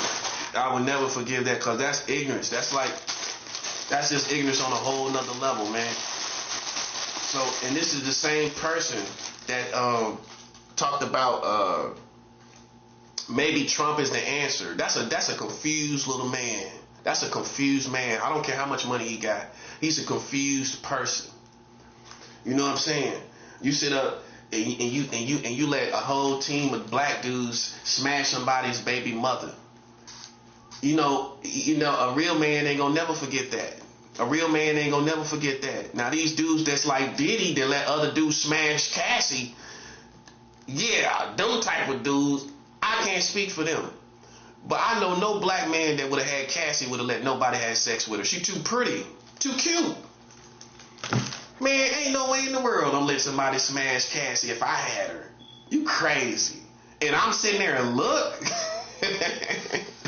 Ain't no way in the world, buddy. That would have been mine. Mine alone. But you know what? That show you people's competency, man. I mean, if you competent, how in the world you gonna let somebody else smash your woman, then you still can have sex with her? After that, you still can be with her and have a normal relationship? And she got all these dudes in the back of her mind. Listen, man, that's what you created, man. Somebody that got all these dudes in the back of her head. You know it felt differently from you, so she ain't gonna be thinking about it. Of course, that's normal. That's human. That's a human nature. That's a human being. That's human nature. She gonna be thinking about all them dudes, man. She might not be meditating on it, but it's gonna be in the back of your mind a little bit. Well, yeah, because I'm sure Diddy brought dudes in there with 10 inches or better. Oh, they ain't gonna tell you that part in the courts. This is what the streets ain't talk about. Hey, I'm real enough to talk about it. You think Diddy brought a dude to have sex with Cassie and he had like 5 inches? He had like 5 inches. Man, the dude he probably brought in there probably had 12 inches, bruh. This is Diddy. Who you think he gonna order? An exotic dancer with 5 inches? Or exotic inches, some kind of escort person that he can see the inches. He know how many inches he got. You don't think he knew? Of course he did. Man, I imagine he brought 10 inches or better in there, man. I would say just because it's him, he probably got a dude with 12 inches in there, bruh. That was the whole get off. Hey, why bring a dude with 5 inches in? Think about it. The whole show was he probably brought this dude in there with like 12 inches. That part, where you could really see this dude, how it is your woman getting done by a dude with 12 inches. That was, come on, think about it. That's what he was doing. Maybe 13, 14. How far? Hey, sky's the limit, huh? No, it ain't wrong. It's right. I'm thinking like a grown man. You ain't gonna bring nobody in there with 5 inches. You ain't gonna bring nobody in there with 5 inches. You bringing somebody in there with 10, I say 10 or better. You gonna bring somebody in there with 9, 8, 7, 6 inches? No. You bringing somebody in there, this is Diddy, man. You think he gonna bring somebody in there with 6 inches of penis? He brought somebody in there probably had like 12 or 13, man. They ain't gonna tell you that. I bet it was 10.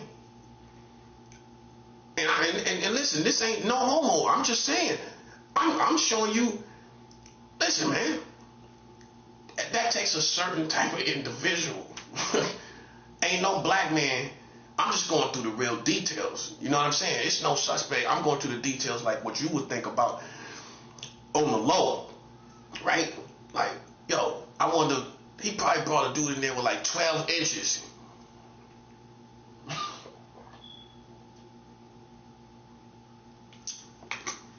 Otherwise, what's the show? What, because he look good? He gonna bring him in there for some reason? What's the main reason this guy gets to come in there and not the rest of the world? Everybody would have loved to be that guy. I mean, well, not with Diddy in the room. Not with Diddy in the room, right? But what makes this guy so special that he can have sex with Cassie? You know what made him special? 10 to 12 inches. 10 to 14 inches. I guarantee you. He might have had 13. He might have had 13, 14. That's what we talk about, bro. Real life, real issues, right? Listen, I know that dude had about 12, 13 inches. That was the whole get off. Think about it. He gonna sit back and watch this 12, 13 inches. See how she responded to it. Think about it. That's what it was. That's what it was, man. Listen, man. Otherwise, what sense does it make for some random guy to come in with like 5 inches? Like, come off the train. Yeah, I just caught the train on here. How you doing? You know the exaggeration. I just got off the train. Yeah, it was a long ride. 5 inches, bro.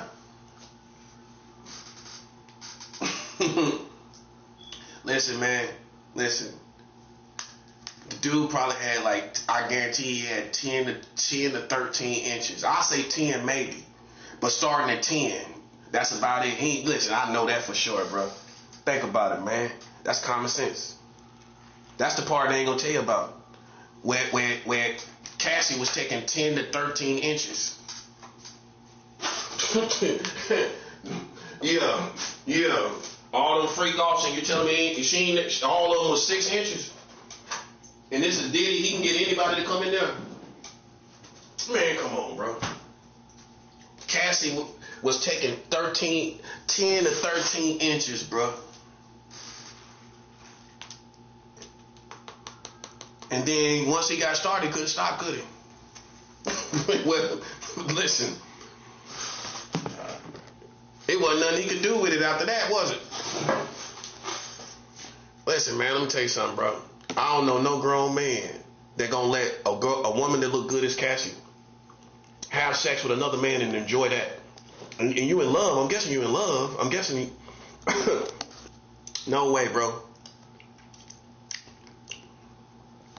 But see, I heard stories about him, man, that I like about Diddy that y'all don't know because I've been here in New York. Man, this dude told me he sucked Diddy's penis. Yeah. I didn't even know Diddy for being like that until like 50 came out. I met somebody on the streets that told me he sucked Diddy's penis, bruh. Somebody told me that on the streets, bro. I heard that on the streets in Jamaica, bro. In Queens. You know what I'm saying? See, I could have dropped that bomb, man, but I mean, you know, Diddy is Diddy. I don't care really nothing about it. Really, you know what I'm saying? I don't really care. You know what I'm saying? And then I'm not a person that really go out to assassinate somebody's character, like, you know, like 50 Cent. His karma is coming, man. I mean, his karma is how his son talk about him. Look how his son talk about him. Like he ain't nothing. Like he a deadbeat. And his son say basically he can't live everywhere because of who 50 is, which is true. Some people don't like 50.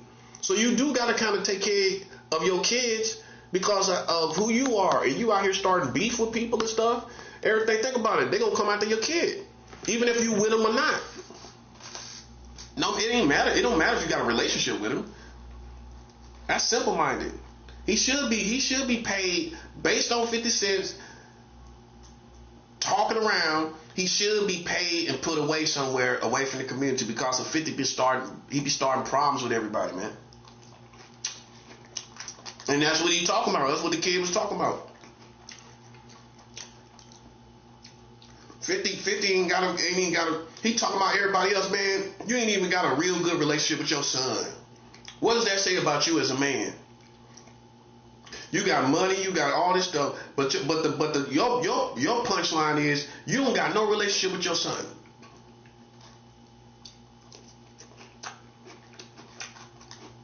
Now some real men ain't even gonna respect you because all that running around, all that effort you take to out somebody else, you should be taking that energy to get a good relationship with your son. Right. Some men gonna say you got your priorities out of whack, man. You still like a teenager running behind all these rappers, talk about these rappers. You should be running behind your child. Look how you be running behind everybody. Won't you running behind your child, bruh? Because that's something you're gonna regret when you get older. You get in your 60s and 70s and you grow up a little more and you realize you ain't got a lot of life left, that time gonna dawn on you. And you're gonna realize what matters the most. Ain't no excuse. Some of us men, we ain't got no money, we can't get no with our child or whatever. This dude got all kind of bread, he could fly his son out and all this stuff. Think about it. If he was persistent, you don't think his son gonna say, yo, I'll come see you. You know what I'm saying? I'm gonna fly you out, we're gonna come see you, whatever. It's like he beefing with this dude. He beefing with his own kid. He holding a grudge. You know what I'm saying? And I see his son's logic. So if you fail at being a parent, man, I mean, come on. Who cares what you succeed at? As some people would say. Who cares what you succeed at if you fail as a parent? It's depending on who you talk to, like I like to say, buddy. But the main thing at hand is you talking about your son, Trump is the answer. Trump is the answer. Trump is the answer for who?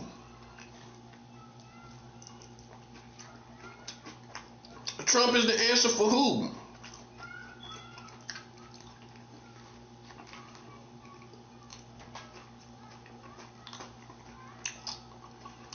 Trump is the answer for who? Me? You? No. He the answer for rich people keeping their money. Oh yeah. Think about it. Trump all about them all, looking out for these rich people and thinking he's conscious of these rich people with money and everything. He's the answer for rich black people, not black people. That's all. He talking about maybe Trump is the answer. What gangster gonna say something like that? And you supposed to be a black gangster. I can see if you was a white gangster. Okay. Kind of works out for you as far as your money and everything like that. You're not conscious really of, you might be conscious of white America, but Trump helps white America, so it works out. But you black. You supposed to represent black America. They the ones that made you rich. How you gonna sit up and talk about Trump is the answer to in front of black people? Y'all don't be paying attention, man. And you can't say I got something to do with it. It's his own words.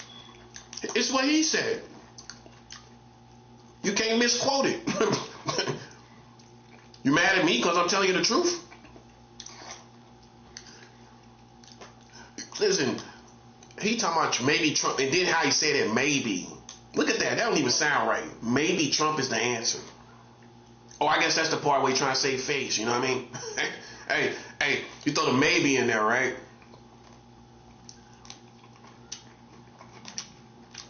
He jazzed that up good, didn't he? Maybe Trump is the answer. But really, is Trump is the answer in his mind. In his mind, Trump is the answer, ain't it? That's the real text. Trump is the answer.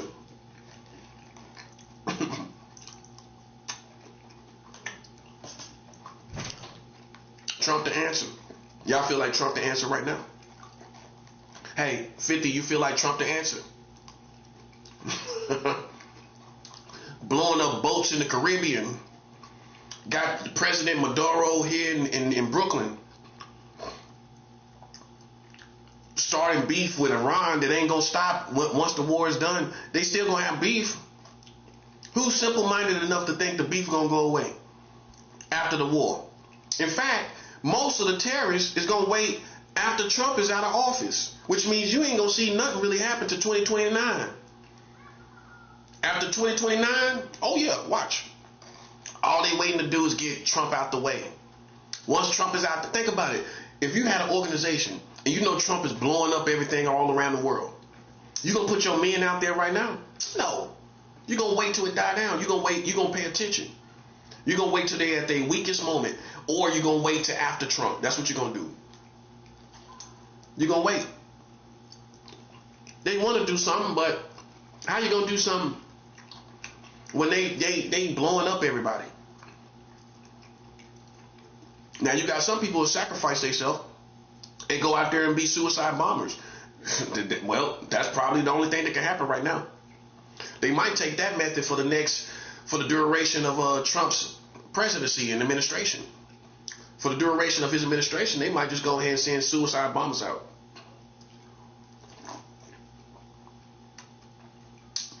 But they gonna wait after Trump. That make common sense. After Trump, y'all ain't gonna get nobody like that. I ain't on this side, but after Trump, you're gonna have weak politics. You're gonna have weak people. It's gonna be over, bro. I hope y'all. I'm glad y'all having fun, because once Trump is out of office, it's over. That's all they waiting for. All they waiting for, all the wise men, all the real strategic soldiers and war tacticians, all they waiting for is Trump to get out of office. It's the only thing that makes military sense. Trump is blowing up everything. Why you gonna put your men out there and you know he can, he just gonna blow them away. He gonna target everybody. All they gonna do, what is 2026? They gonna wait 3 years and it's over. Tell you right now, buddy. 3 more years, it's over.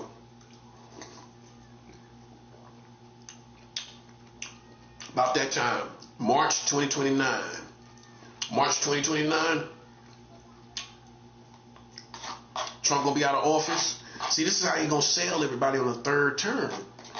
Y'all don't think a third term is possible? I do, because all the politics that Trump is creating, nobody else is gonna be able to finish those politics. Make sense? All this stuff he's doing around the world, ain't nobody gonna be able to come in and finish that.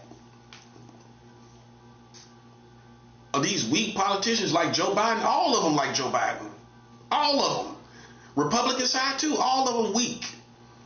They know how to play the part. Trump is not a politician. I keep telling y'all that. No, he not. That's why he like that. You would do the same thing if you was in office. Whether you was the opposite of Trump or not, you're gonna wield power. You're gonna wield around American power and do what you think you should do in the world. You're gonna just say, do this, do that, do this. That's what any American gonna do. A politician don't act like that. They consider all these different literal politics. They consider all these things before they make decisions like that. He ain't caring nothing about the politics behind these decisions. He don't care. That's why people love it. They love that. So he might get a third term. He might. I don't think he'd answer like 50. But his politics are so heavy-handed. Imagine somebody weak like Joe Biden coming in and dealing with that level of politics that you done created. Trump is smart because he done created a certain level of politics that nobody else can come in and do the same thing. Nobody else can come in behind him. So it forced you to make him the president again. Because who in the world gonna come behind all of that?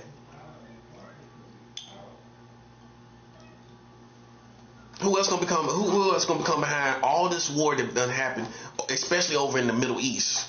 All of that. Who gonna come behind that? He's smart. He's smart though. Because if I create heavy-handed politics, you gonna leave it to me to finish the job. If I'm digging and doing all this stuff, and you know nobody else can't do that and build like I do, then what? You're forced to let me finish my job. That's how he gonna sell himself for a third term. You know, listen. Who else gonna do these things? Who else gonna do it on this level? Because after Trump, it's like everybody gonna fall off a cliff after that. Yep. Politics gonna fall off a cliff. How America do things in the Middle East gonna fall off a cliff.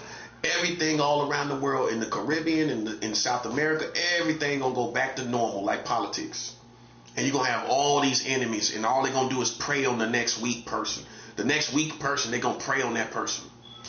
They're going to torture that. They're going to drag that person. Watch, I'm telling you. All they're going to do, see, if you're smart and you're patient, you're just going to wait Trump out. Meanwhile, he hanging himself, too. Don't forget that part. So why not just wait?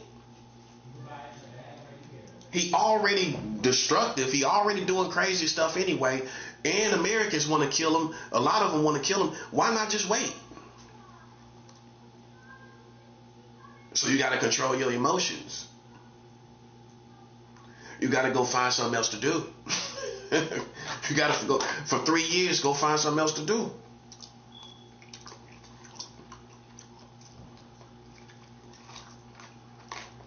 Because Trump know about what's going on with me. He know. Oh yeah, he know. You think I'm stupid? He knows, man. Trump know who I am. Because it's how I know the politics are too out there for him not to know. That's how I know. It's too far gone. These politics are too far gone for him not to know about it. But somebody probably told him I was a Christian or whatever. So he tried to say little things like that. But the truth is, man, they thought I was somebody else. They thought I was a whole different character than who I really am. It ain't even, excuse me. It's not even a case of mistaken identity. It's people playing with a person for fun. That's all. That's the best way to tell you. Man, anybody in the real world is not going to care anything about you if you're minding your business in America, especially here. So that's people playing with me for fun, and I know better than that. I know it ain't got nothing to do with no kids. You using kids to play for fun, right? But the problem with that is when it comes back to bite you in the butt, and now your children are cursed and they dying. See, if pay attention. Every time they out there with them kids, I want you to watch the news. This is some homework for people in this area where I live at. And you know the politics about from day to day or whatever. Every time they use them little girls out there and they think we stupid, right? Watch, I want you to see directly after that, I want you to pay attention to the news. when you're gonna see kids dying abnormally and things happening, because that's the response. And we ain't taking. Listen, man, I'm not playing no games with people, man. They playing games with me, and that's why it's happening. That's why I get to do whatever I want to do, and everybody good with it. You know why you good with it? Because you know your position that you played. That's why. And then you put that together with me knowing, you seeing who I really am, and I'm a good person, and you're like, wow, this is a completely normal person. You're gonna willingly take your punishment. You're gonna willingly take your punishment because you know I'm a good person, and you know they played with me. Even gay people. This is how flawless my situation is. Gay people put HIV in my body on purpose. Okay, let's settle it. Let's settle this. Let's settle this. Gay people put HIV in my body on purpose. Not, oh, I didn't know I had it myself. Not that. This person went off their meds on purpose. Can you imagine living with that? That's why God don't mind when I have these little mishaps or whatever, things that you think is going to bring my world apart. Me drinking and smoking, and how I was smoking weed and drinking. God wasn't worried about that because he looked at everything I went through, man. That don't mean he condoned it. He had mercy. That's the difference. God ain't saying, yeah, go get your, God ain't doing none of that.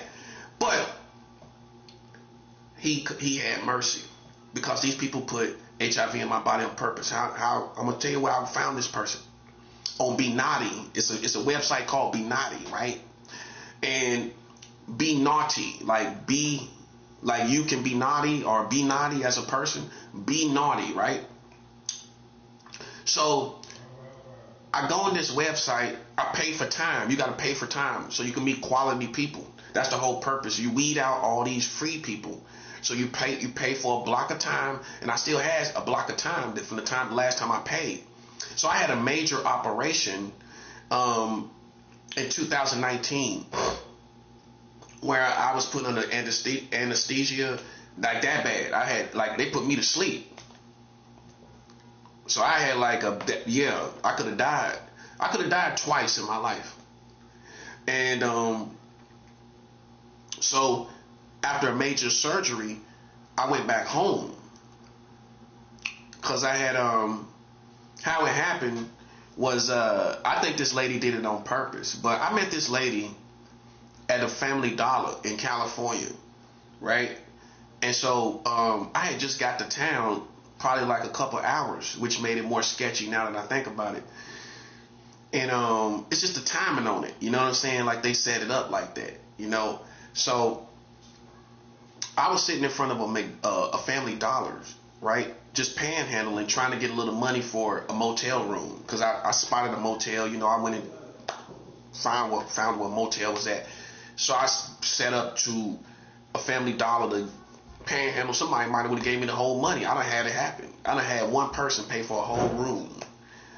And I get off the streets that way, right? So I'm sitting in front of this Family Dollar just asking good Samaritans to help me out or whatever, right? So this black woman goes past me and she walked past me and she says nothing at first. She comes out and talks to me and basically she befriends me. I go home with her. Me and her smoke, drink. I think we smoked. We definitely drank. But she gave me a dirty razor, right? And she told me her mental health wasn't good. Like she knows she crazy. That's what she said. But she was into witchcraft, so that's why I think she was part of these people. So she gave me a dirty razor, right? And so when I shaved myself with the dirty razor, I got a what they call an abstract, I think, if I'm saying it right. And so I had like this excruciating pain, and I had to go to the hospital, and I didn't know what this excruciating pain was. This pain was an abstract or something, if I'm saying it right. I think that's what it's called. So when the doctor came in and looked at it, he was like, "Oh no, this is not a hemorrhoid or nothing." He's like, "This is abstract. You got to have surgery." I had to have immediate surgery, right? So I think that this woman gave me a dirty razor on purpose. And so I had to have a major surgery. They put me under anesthesia.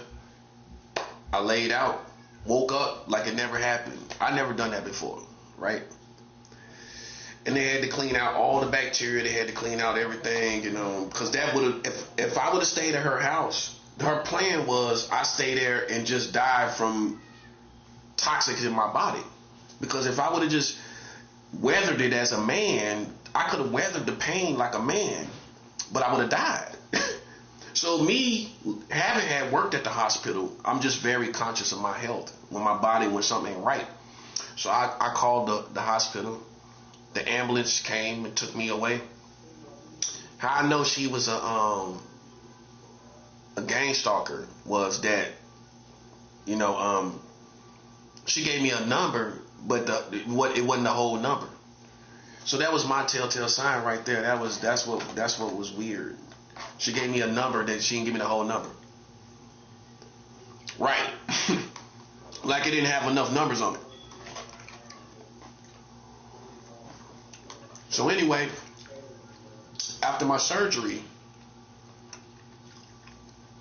I'm in Tehachapi, California now. That's the mountains of California. So from there, I go back to North Carolina, right? When I go back to North Carolina, I'm back in the game. I'm back up. I'm not sick within myself. So I went online to a website I already had some time on. I still had some time left. And this person found me on this website called Be Naughty, right? Now on this website,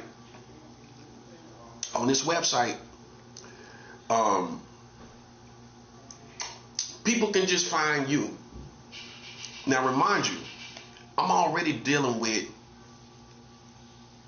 gang stalkers, Freemasons, them the main ones. Freemasons, the gang stalkers, secret societies and all that. I'm already dealing with all of that, right? And so what's the odds that they didn't send this person to this website that they already knew I had time on anyway? They already knew I had time on it anyway, right? So what's the odds that once I started looking again, they didn't send somebody to me? So they sent this person to me. And how I know for sure that he did it on purpose, this is besides the average situation where you use your intuition and you put it together. The punchline is also, I know for sure that this person did it on purpose because he told me it was for something I did when I was young. He told me this.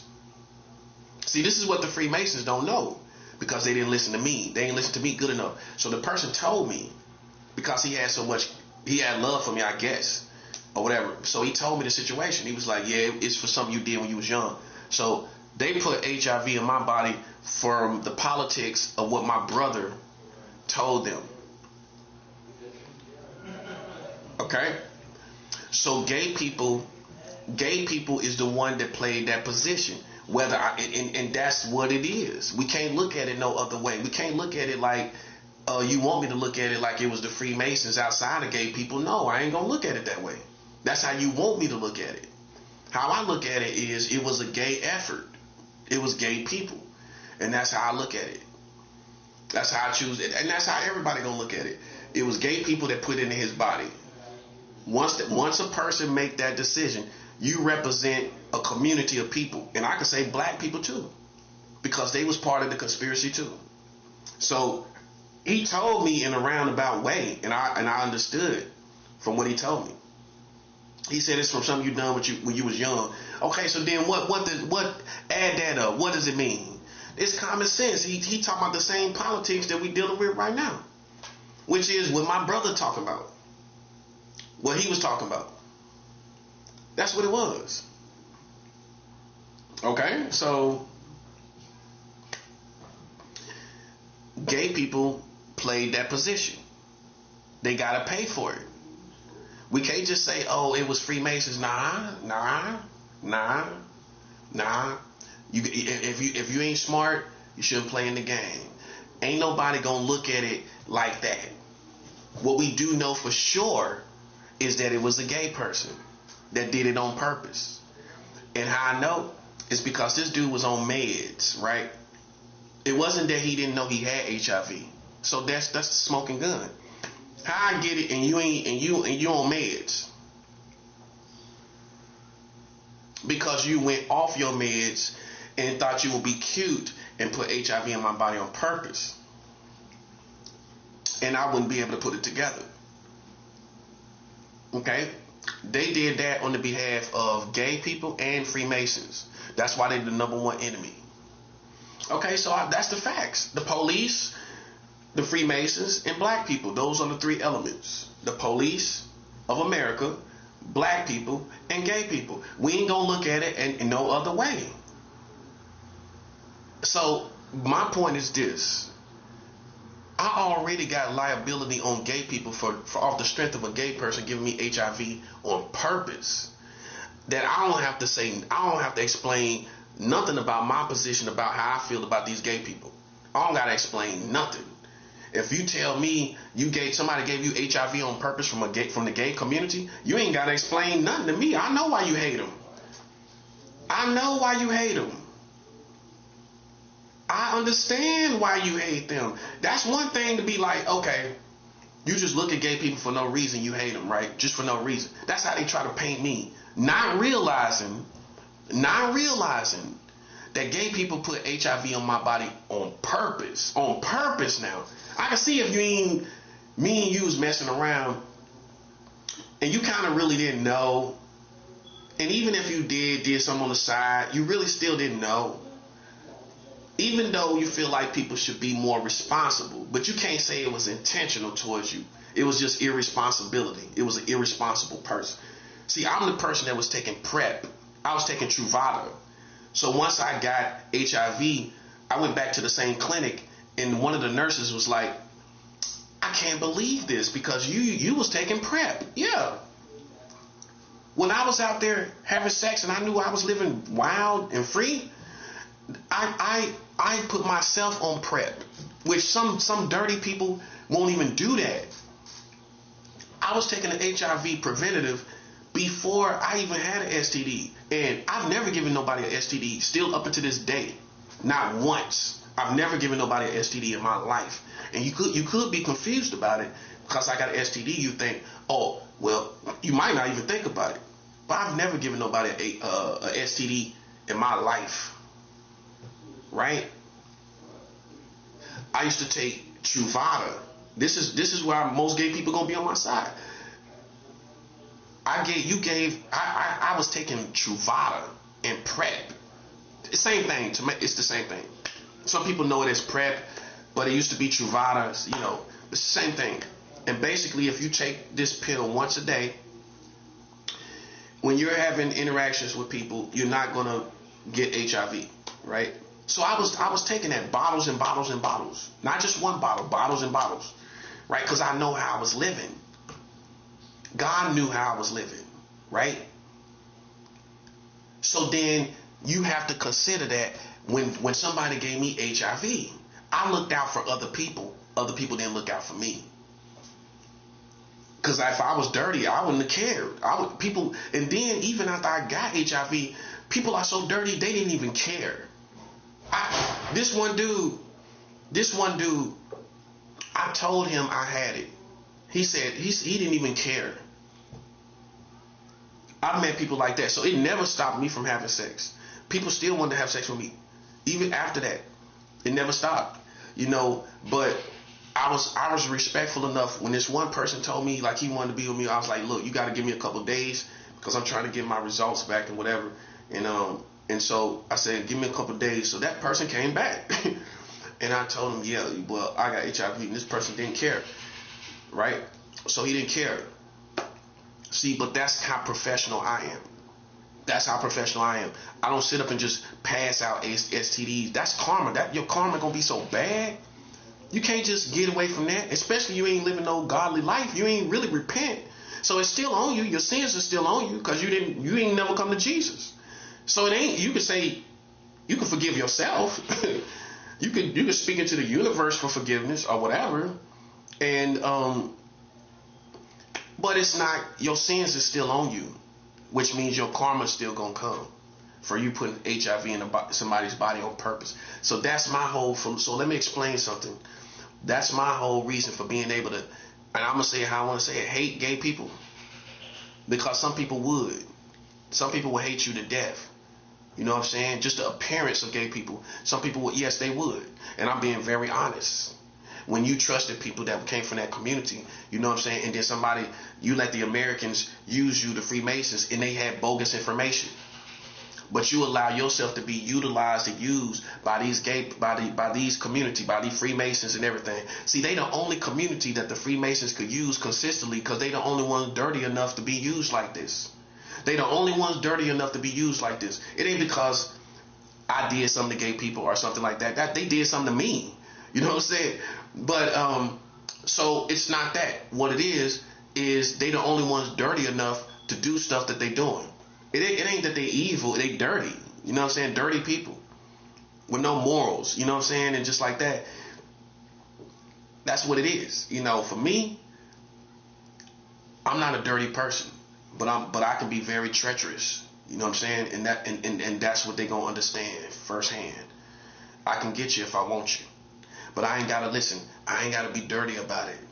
I'm gonna be professional actually, so people can understand where I'm coming from. So now that people play with me and put HIV in my body on purpose, I can go to a gay counselor that counsels gay people, and it ain't nothing they can say. If I say I hate gay people for giving me HIV, what you gonna say? And they gave it to me on purpose. Not oh, I'm out there in the mix and I got it like that. That's different. No, these people conspired, see, and gave me HIV on purpose, and I trusted them with my body, right? And I trusted them with my body. And this particular people conspired with the Americans and gave me HIV on purpose. I can hate them for the rest of my life. That's my point. I don't have to explain nothing to nobody. Everybody gonna feel me. If I and I know that for sure. And the person that gave it to me told me it was for something you done when you was young, which is right back to the politics you've been told. So you know it's the truth. Because it's back to the politics that you've been told yourself. Okay, so you can't say it's a lie because it's too accurate. You know what I'm saying? This for something you did when you was young, okay, that sounds like this is what this is. The same stuff my brother was talking about. And they did it off the strength of that. You know what I'm saying? So they was the only ones that was dirty enough to get in the trenches and do this to me, right? Get this close to me, and that's why I'm dangerous like I am right now. See, people don't understand. When you get HIV, one thing it frees you from is death, the fear of death. I don't fear death no more. If I didn't get any other attribute from it, I'm free from the fear of death. I don't fear death anymore. I mean, I never really did. You know, I never really did, but more so now, I just really definitely don't care. Not being suicidal or nothing like that. I just don't fear death. You know, that's one thing it did do. So because of what happened, I don't owe anybody an explanation, bro. That's what I'm trying to show you. You way out of pocket. You damn sure out of pocket. You know what I'm saying? And I don't owe anybody an explanation for nothing. Now, can you imagine somebody coming in after that and still playing with you? After this happened, can you see? So do you see the strength that I have? I make it look easy. It's one thing to live with HIV, knowing somebody put it in. You know, you was out there playing in the streets and you got it. Okay, that's one thing. Somebody to intentionally give it to you is a whole nother animal. It's not even close. So for people that say, I've been living with HIV, you know, you got them type of people. I've been living with it for 15, 20 years. I'm an OG. Okay, but you ain't an OG in my lane. Where somebody put it in your body on purpose, you ain't an OG in that lane at all. That ain't your story at all. It ain't no other STD they give you on purpose. If they do give it to you on purpose, it's going to compare to somebody giving you HIV at all. It ain't going to compare at all, buddy. No. Ain't no comparison. You can't, so you got them type of gay people that act like, well, you know, I'm an OG and I done had it for a long time. I don't know what the problem is. The problem is they did it on purpose. That's more malicious. That's more harder for people to live with. That's looking on the outside. Not just me. People looking on the outside. That's what they got the smoke about, bro. That's what the smoke is about. It would have been one thing if I was in the mix with somebody and, you know, even the person kind of cheat on you. You know what I'm saying? But y'all had this ongoing thing and and you just you know, you got charged to the game, really. You know what I mean? You know, I'm gonna hold that person responsible. I feel like that's important. But when you realize somebody gave it to you on purpose, that's a bigger conspiracy, which means it was more than one person. It was a whole bunch of people. You know that. It was a whole bunch. It's unforgivable, man. That's what see, this is the part that really puts the nails in the coffin. You know, somebody give you HIV on purpose, I don't gotta explain nothing. I should be given everything. I do feel entitled. You darn right I do. You darn right I feel entitled. I'm entitled to everything. I'm entitled to EBT, food stamps, cash, a place to live. I'm entitled to all of it. That's right. Because one of your members, your community, gave me HIV, and I'm taxing the whole community like I should. If I don't get no money, I'm taxing the whole community. I told another gay dude about this. He was like, man, you could get him arrested or whatever. You know what I'm saying? But that's what they was talking about. I could have got him arrested or whatever. But what is done is done. Either way, I mean, with this situation, with something like that, it's, you know, it's unforgivable. So I already know it's for sure. I know somebody did it. I know he did it for sure. And that was the effort of the gay community, Freemasons, and black people. Those three. You know what I'm saying? So that's what separates me from the pack, if you don't know. That's what separates me from the average gay person, if you don't know. You ain't nobody in this building or in this community, I guarantee you, of a 10-mile radius that has been given HIV on purpose. I don't think so. I know for sure in this whole community right here where I'm living, I guarantee you ain't nobody over here been given HIV on purpose. No. Somebody, you was messing around, but they didn't say, yeah, I'm going to give it to them on purpose. I'm not saying they're not out there. There are people out there like that, but they're high and few, right? The average HIV case, you was messing around and they was messing around. That's what happened. Obviously, you know, and that's a whole different animal.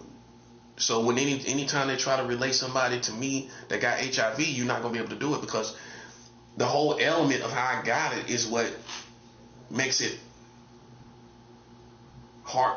impossible for you to really relate to me. All you can relate to is having it, in you know, in essence, having it and how it feels. See, what people don't know is you know, it's a psychological thing. It goes up and down. You know what I'm saying? It's from time to time how you feel about it. You know what I'm saying? I ain't never cried about having it. That's one thing I can say. I ain't never shed any tears. Other people shed tears for me. You know, but I ain't never shed tears myself. You know what I'm saying? So see, this basically is the climax of the ignorance in this community, and I was subject to it. Where people just thinking like from the internet, oh, you know, we'll just give them HIV. Some stuff they might think about from the internet. You know what I'm saying? Them type of people. Yeah. You know, and but God gave them COVID-19. That's how God helped me. That's how I know God on my side. They realized they played with a prophet. Oops. You put HIV in the body of a prophet. Oops. Now you get COVID-19. That's what happened. 3 months after I was diagnosed, COVID-19 came. Boom. I didn't have time to even care. because God knows, God's love is just the greatest. Once he seen I got HIV, it was a go. It was a green light. He put HIV, he put COVID-19 all in the community and killed all these people. God allowed it to happen. See, these are the real politics, not that stupid stuff, not that mumbo jumbo. This is the real stuff that happened, that we know for sure it happened. They put COVID-19 came into this community after they gave me HIV. 3 months later after I was diagnosed. You telling me you telling me that ain't karma? It is. A blind man can see that. I can see if it was 5 years after COVID. Some would still say it's karma from what they did against you 5 years ago. But this was 3 months. This wasn't even, hold on. November, December. It wasn't even 3-4 months. Nope. Nope. It wasn't even 3-4 months. If it was barely 3 months. Barely 3 months. And COVID-19 came and took over and wreaked havoc. So for my first months of being diagnosed, I sat around and watched their whole community shut down. Because I got it 3 months, right? By 6 months, half a year later, after being diagnosed, I was watching their whole country shut down in America. Now you see what I'm saying, right? So that was the timeline for me having HIV. You might have seen nothing when you got it. Nothing may have never happened. For me, when I was diagnosed, 3 months later, they got COVID-19. So I just sat around watching the news for the first full year of me having HIV and watching these people suffer for what they did. You see what I'm saying? It's no coincidence. Anybody that got a brain know that's not a coincidence. Now that they see I'm a prophet, they see all these spiritual things happen. Okay, so take it back. So now you see I'm a spiritual person. Well, I was a spiritual person before. Right? Okay, so then what you think happened? Now that you see that I'm spiritual and things happen for people playing in my face, right? What you think happened when they gave me HIV? And 3 months later, they got COVID. You don't think that's what it was? That's exactly what it is. Mind you, people are still dying from COVID right now. Oh, they ain't gonna tell you. They ain't gonna, because it ain't a significant enough number for it to matter. But you always hear these news lines where it's like it's back and it's coming back and it's upticking and all of that. So it's not going anywhere. It's not going to go all the way away. These are the real politics. Okay? What you don't know about me, I live with military. Okay? So I can hear all the stuff out there. Okay? I'm on a whole different lane, buddy. They set you up with somebody that basically is military. I live with military. I've been esteemed by military personnel as a soldier. I'm not a toy soldier. I'm not a paper soldier. I'm not a paper tiger. Okay, I'm the real thing, buddy. And that's how I got this far. So just keep that in mind when you're playing with me, what you're playing with. Because I'm an individual. I don't represent black people. I don't represent none you used to at all. I can relate to you, but you can't relate to me. And that's the difference. Oh, I can show you about the streets. I can talk about what you're doing in the streets. I can talk about these people marrying children. But you can't relate to me. You can't relate to me, and it's a big difference. I can relate to you, but you can't relate. How you can relate to me? Not even having HIV, you can't relate to me on that because I got it from somebody who did it on purpose. That's going to hit different. Every day of your life, that's going to hit different. Every day of my life, that's going to hit different than how it hit you, that you got it. That's going to hit totally different. Somebody intentionally did it. Oh, that's going to hit different, bro. So that's the real politics. That's facts. That's facts. How I know the person that was with me told me it was for something I did when I was younger. Okay, so that settles it. It's not even an assumption. He said it's based off of something I did when I was younger. Boom, that's it. And I'm glad he told me that. Because that was his way of being on my side. You know what I'm saying? But he still was a follower and complied with these people. But that's how I know for sure. That's how I know for sure, bro. So that's why I'm on one like I am, just in case you don't know. I'm just letting you know before the fight starts, before the war starts, because people act like they the victim, and they know darn well they ain't the victim. You know darn well you ain't the victim, bro. You know what I'm saying? You listen, you deserve death right now in the position you in. Just listening, you deserve death. To me, the kind of person I am, I think you. Why? I mean, people die all the time. Why not you? That's in somebody's business. Why shouldn't you die? That's my logic. That's my logic. Why shouldn't you die? You're a waste of space. You're out here in somebody else's business. It's the most despised thing in the world. You know what I'm saying? So I don't see why you should even be alive. For what? Because you're a human soul? So what? You denied your human rights when you act like an animal. When you act like an animal, I don't want to hear nothing about no human rights. When you deny your human rights when you act like an animal. You want to prove it? When the state want to kill somebody on death row, they do not acknowledge your humanity anymore. Your humanity is no longer acknowledged when somebody get killed on death row. That means even though you have human rights to live and you are a human being, what you have done is so bad, we no longer care about your human rights. And so you get killed. You get the death penalty. When you get the death penalty, that's saying we don't care about your human rights. Right or wrong? So put it together. You can do stuff so bad in your community as a secret society all over the country where people don't care about your human rights. We don't care about your human rights anymore. And that's how you need to hear it.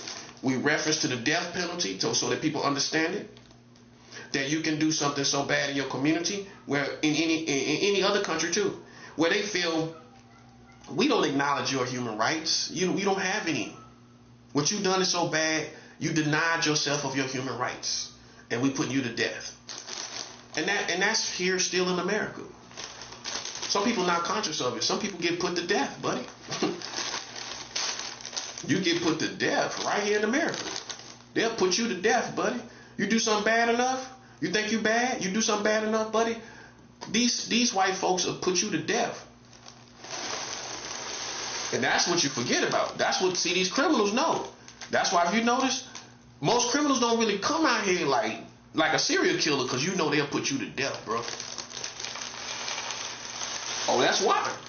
Now they see. Now you see how it is. You know why? Listen. You know how you see that? Because now the community want to put Illuminati and Freemasons to death. You know why? Because you denied your human rights. Like somebody that's facing the death penalty, and you thought you was a cartoon community where you could just do this. You see what I'm saying? That's how you know it was corny people involved. You thought you could play a little cute little game, and people think it was amusing, and it's not amusing. And now people want you dead. Because and it's not because of what you've done to me. It's because of what you did to the community. That it's irreversible. It's not that's not going to change. That's not going to change, bro. And I feel like before it's all said and done, they should be dead. I don't care if I was a pedophile. I'm 100 to tell you. I don't care if I was. You can't tear up this whole community for no one case of pedophilia. I don't care what was done. I don't care what was done. We ain't nobody tearing up this whole community for no pedophile. Ain't nobody. I wouldn't do it either. I don't care what the person done. I ain't tearing up the whole future in the world for a pedophile. See, that's how retarded these people are, bro. It don't make sense. It don't add up. Even if you was right about me, I still can find the majority of the people that still want you dead. That's what I'm trying to show you, little punk. They still want you dead. You could be right all day. They still want you dead. And that's how you need to hear it. Because you thinking about being right. No one cares. No one cares. They just still want you dead. Retarded self. They still want you dead. Off the strength of you doing, when they told you to stop playing with the community, they told you to stop, right? I know that. I know the real politics that you don't think I know. They told you to stop. You didn't stop because you wanted to be hard. You wanted to be thugging. You wanted to be, you wanted to be out here like us. Right? But it comes with something, man. You know how many real niggas dead in the grave? Real niggas don't live forever. They should have told you that. That's why I talk about the responsibility of the streets. You should have told these niggas, man. You can't come out here sometimes and live. Some niggas die all the time. That's what these movies was all about. Showing these niggas that want to be hard. Listen, man. They'll take you to the grave, bruh. They'll take you right to the grave. Like a swipe left. You'll get taken right to the grave like a swipe left, bruh. Swipe left, like on your phone. Take you right to the grave like a swipe left, bruh. That's up to date for you. You know what a swipe left is, don't you? You're all on the internet all the time. I know you know what a swipe left is, don't you? Take you to the grave like a swipe left. Swipe left, bro.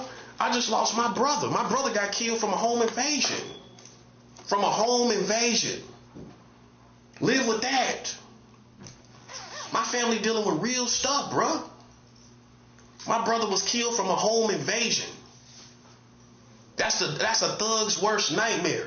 Sitting up drunk and high and somebody kicking in your door. That's your worst nightmare. How you think I know? I know the way people think, bro. Listen, your worst nightmare is somebody kicking in your door while you halfway high. Think about the people down the street. Might be plotting on you. You know what I mean? You thinking, you don't know somebody gonna kick in your door. Every once in a while, you know. My brother was killed, and I ain't saying this for sympathy. I'm showing you, man. Listen. I'm living real life besides you. I'm going through real other stuff besides you. Well, my dad, this month right here makes 2 years. He got killed in March 2024.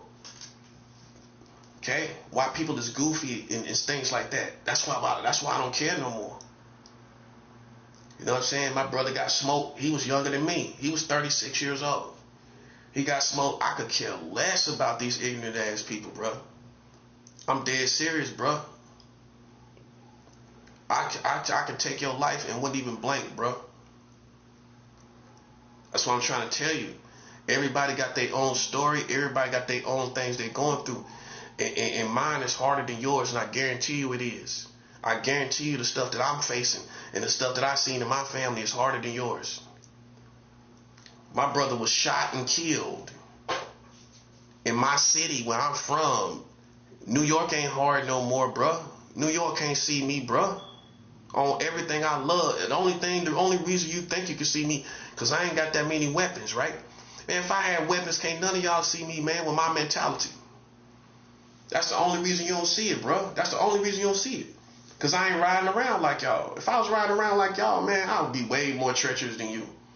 I'd be way harder than you, because I ain't going to care about you or your family. I ain't going to care about you and nothing about you. I don't care about your aunt. I don't care about your family, nothing. Dead serious. Y'all like to cook out. Y'all want to hang out. Listen, I'm just keeping it real. Y'all cookout people.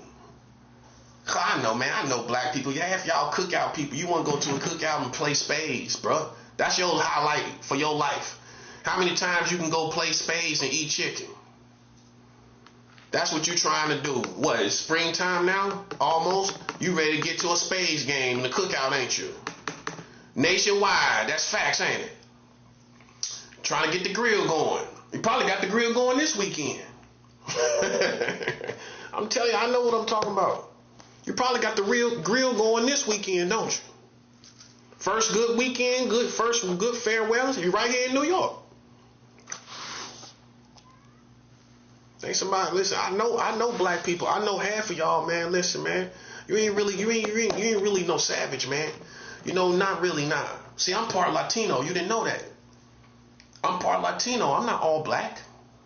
So Latino's a little more cutthroat, bro. And I think that's why I'm like this.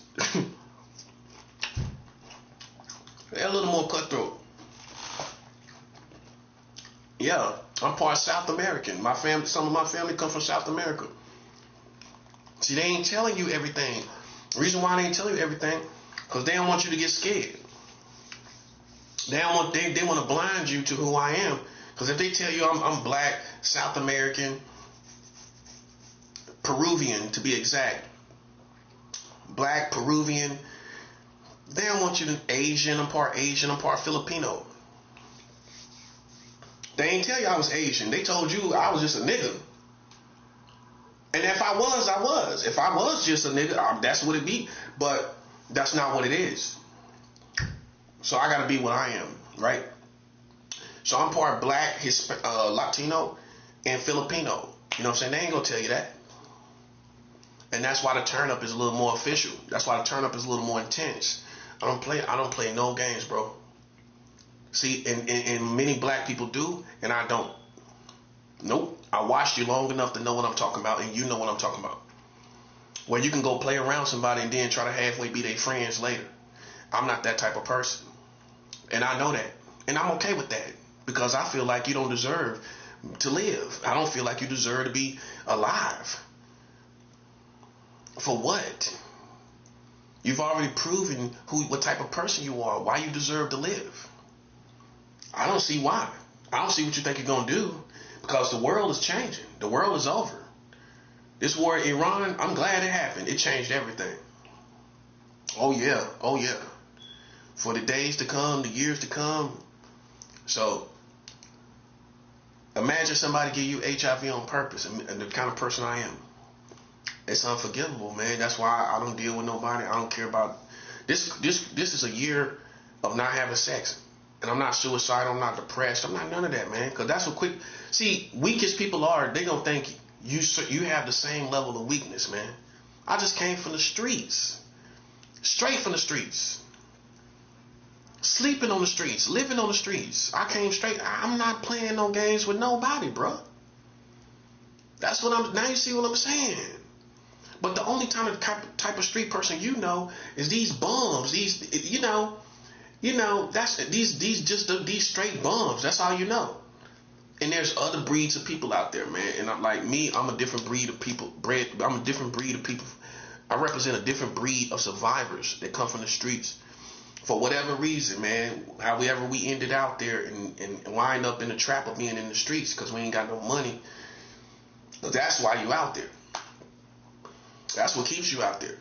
And the longer you prolong working, you're gonna be out there.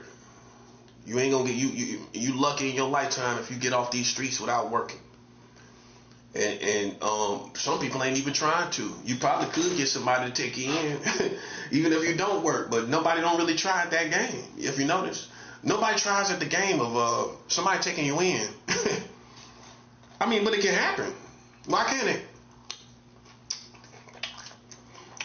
For whatever reason, somebody might have a place to live, and they got a whole bunch of rooms in each city, and they just say, you can come stay here, man. You ain't got to worry about working or nothing.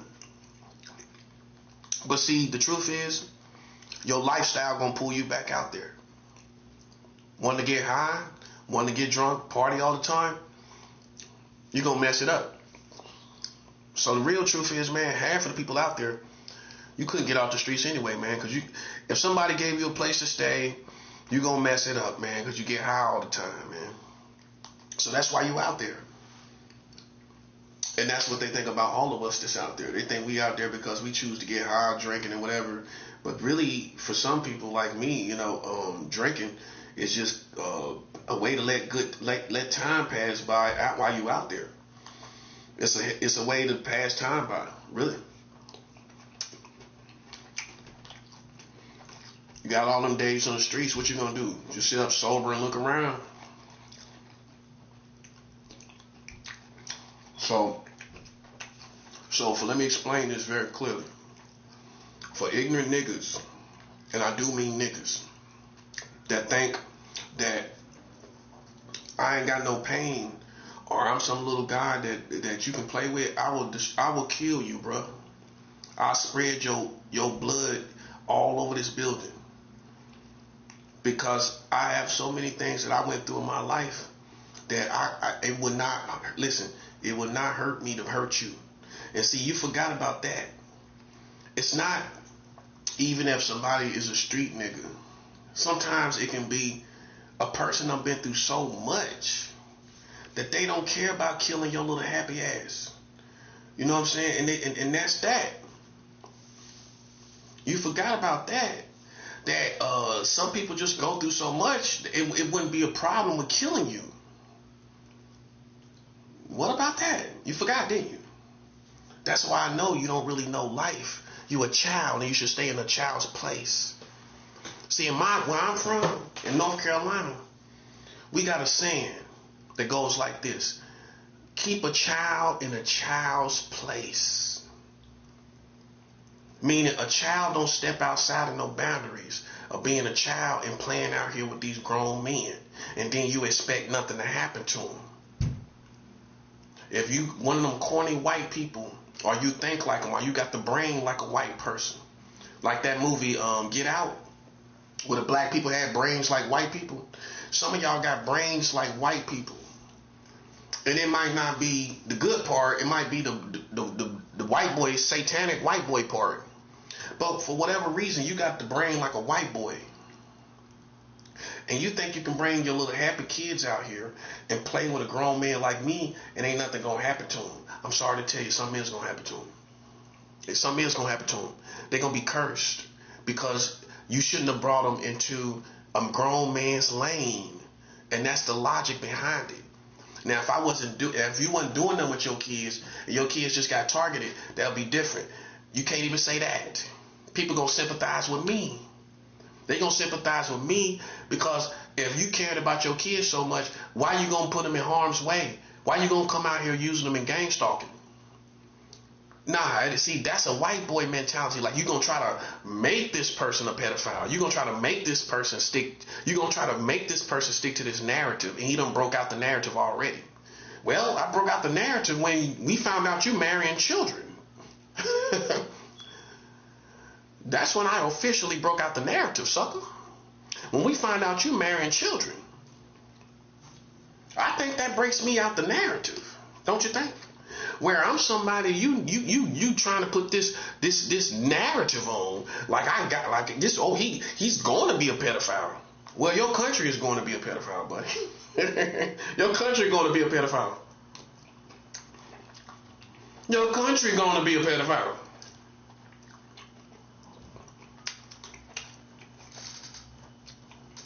Your country going to be a pedophile.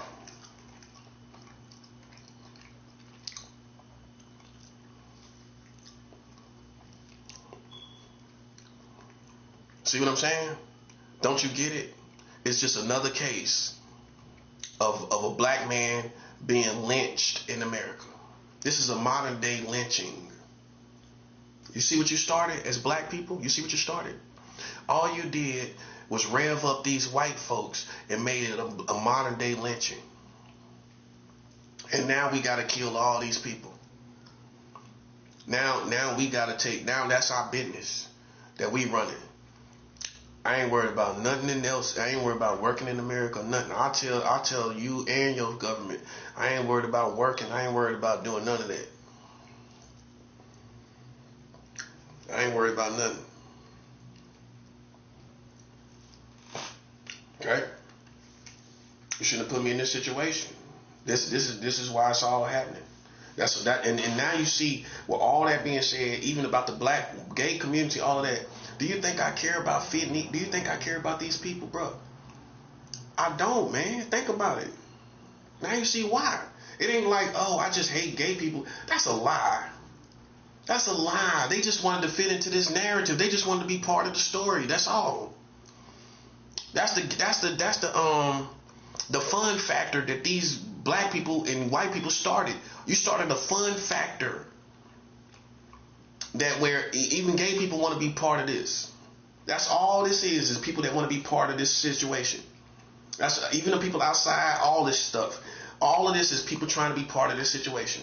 That's all, man. That don't even make sense out there. Come on. Yeah. And so I don't have no mercy. I don't have no empathy or apathy either. So if you think I do, I don't. Now, I heard through the grapevine that my brother got sick and went to the hospital. Oh, that's good. That's good. That's good. And I'm gonna stay on his head till he gone. I'm gonna stay on his head till he gone. Because he the main one started this.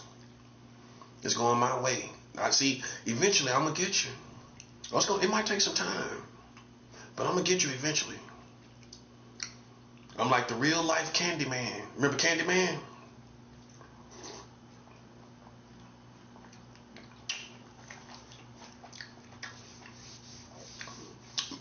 Minus all the hard part. The real life Candyman, bro. In other words, a black man with this spooky persona that the Americans want to put on me. You know what I'm saying? Like Candyman. I'm gonna put it like this, bro. I'm gonna put it like this. The corniness all gotta go fade away eventually. And when it fade, it's gonna fade hard, bro. It's gonna fade on your kids. It's gonna fade on black people. It's gonna fade on everybody. See, the truth and the realness is gonna come back to the world. You feel me? So this little circus world that they put us in, eventually the world is gonna fade back to the real world. When it comes back, it's gonna burn everything away. It's gonna burn all the fake, fraudulent stuff away. You're gonna have an empty America. They don't think it's possible, but you can see it already is. The economy, all the stuff that's going on. If you pay attention to the everyday people in America, they're sleeping in their cars, all kind of stuff. This girl died sleeping in her car from the exhaust leak, from a leak from the exhaust. If she was sleeping in her car, she probably was homeless. So you got a homeless population that sleep in their car these days. People don't know about that. They're a little above being technically on the streets, but they homeless. It's a whole bunch. It's hundreds of them. They don't want to work. You got a whole generation of kids that don't want to work. But you can't blame them. They don't want to work because of the quality of people that's at these job sites. No, half these people you got to work with is I don't know how to describe it, but they just a certain type of American that, especially if you're real. If you're real, you don't want to work with this team of people. It's that part. I don't want to know. I don't want to work with these fakes. I don't want to work with these lame people that just put you in this job site where it's just basically torture. You know what I'm saying? It's basically you're being basically tortured because you have to make relationships with low quality people. And you got to be around these people day in, day out. And you basically have a relationship with these people. Whether you like it, whether you acknowledge it or not. You are chained to these jerks. You are chained to these bastards. And you have to go in every day with these same bastards that have a amateur level of cruelty. They don't know how to really issue out cruelty. They got an amateur level of cruelty that doesn't even tickle me. And you don't want to see them every day. You know what I mean? You don't want to see these people every day. That's really what the real young community like me and younger is going through. That you don't want to work with these bastards out here. Is it weak? No, because this is what older generations don't have to deal with. They ain't got to deal with all these crazy people at the job and a crazy manager. See, with the old school gonna think, oh, just put your head down and do the job. Yeah, I was thinking the same thing when I got hired. I'm Pretty much. Because I already came in not wanting to do with nobody. So I was just going to put my head down, like you said, and do the job. But guess what? Along the way, it got a little more complicated, I guess you could say. It got a little more complicated.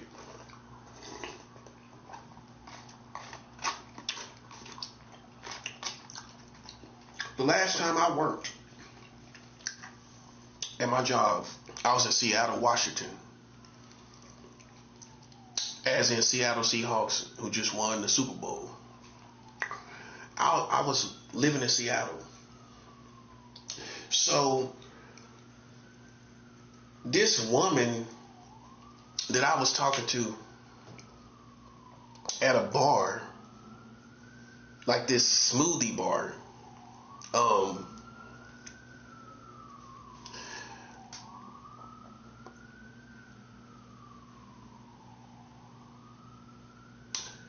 told the boss that I was fraternizing with her. I got fired for non-fraternizing with somebody. I wasn't fraternizing with anyone. I was talking to this one woman, and she just, I'm going to tell you what it was. This woman worked at a bar, right, in the middle of the gym. She was one of the most despicable white people there is. She only got me fired because she didn't like how hard I worked, how fast I worked. Now that's going to sound crazy because they're used to old people at this gym. This is a gym for like rich people, right? And it was kind of laid back, but I'm young. I'm running circles literally around the gym. She didn't want to be uncomfortable every day, and that's why she got me fired. Because she had to see me so much back and forth, right? And she just a dumb white person. I sit and had a conversation with this woman, and she told me what type of men she liked and everything, or what type of men there is in the different cities or whatever. Me and her are talking outside the job, and she gonna tell them that I was fraternizing with her.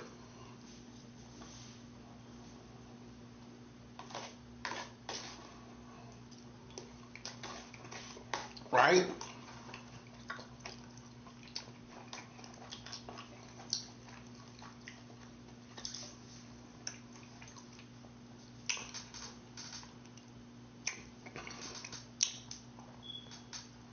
So,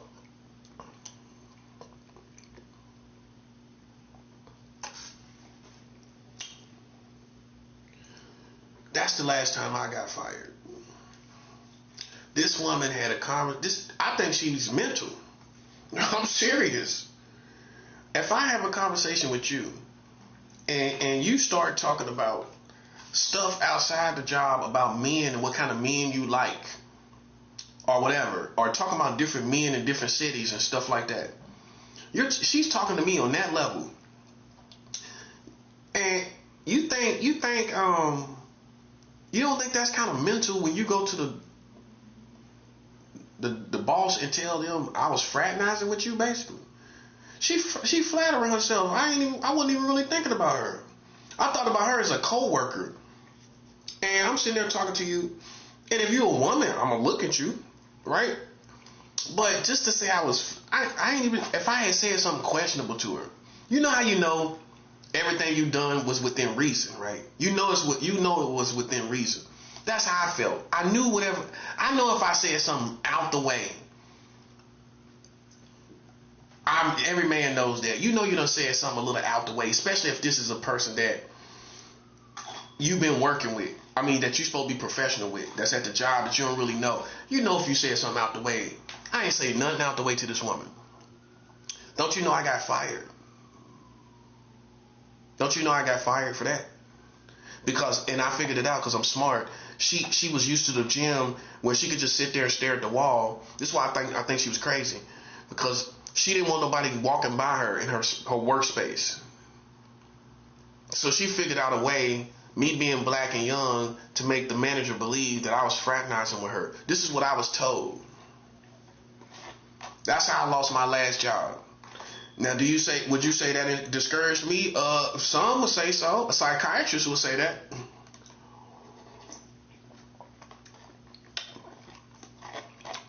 You get fired and you know you didn't do anything to somebody. You know what my manager told me? You don't have to do nothing to her. It could have been a look. A look? You gonna fire me for a look? She had the nerve. That's Seattle culture, I guess. I said, I know I ain't say nothing out the way to this woman. She said, well, it could have been a look. A look? What you mean a look? Nah, bro, nah. Because I define what that ultimately means.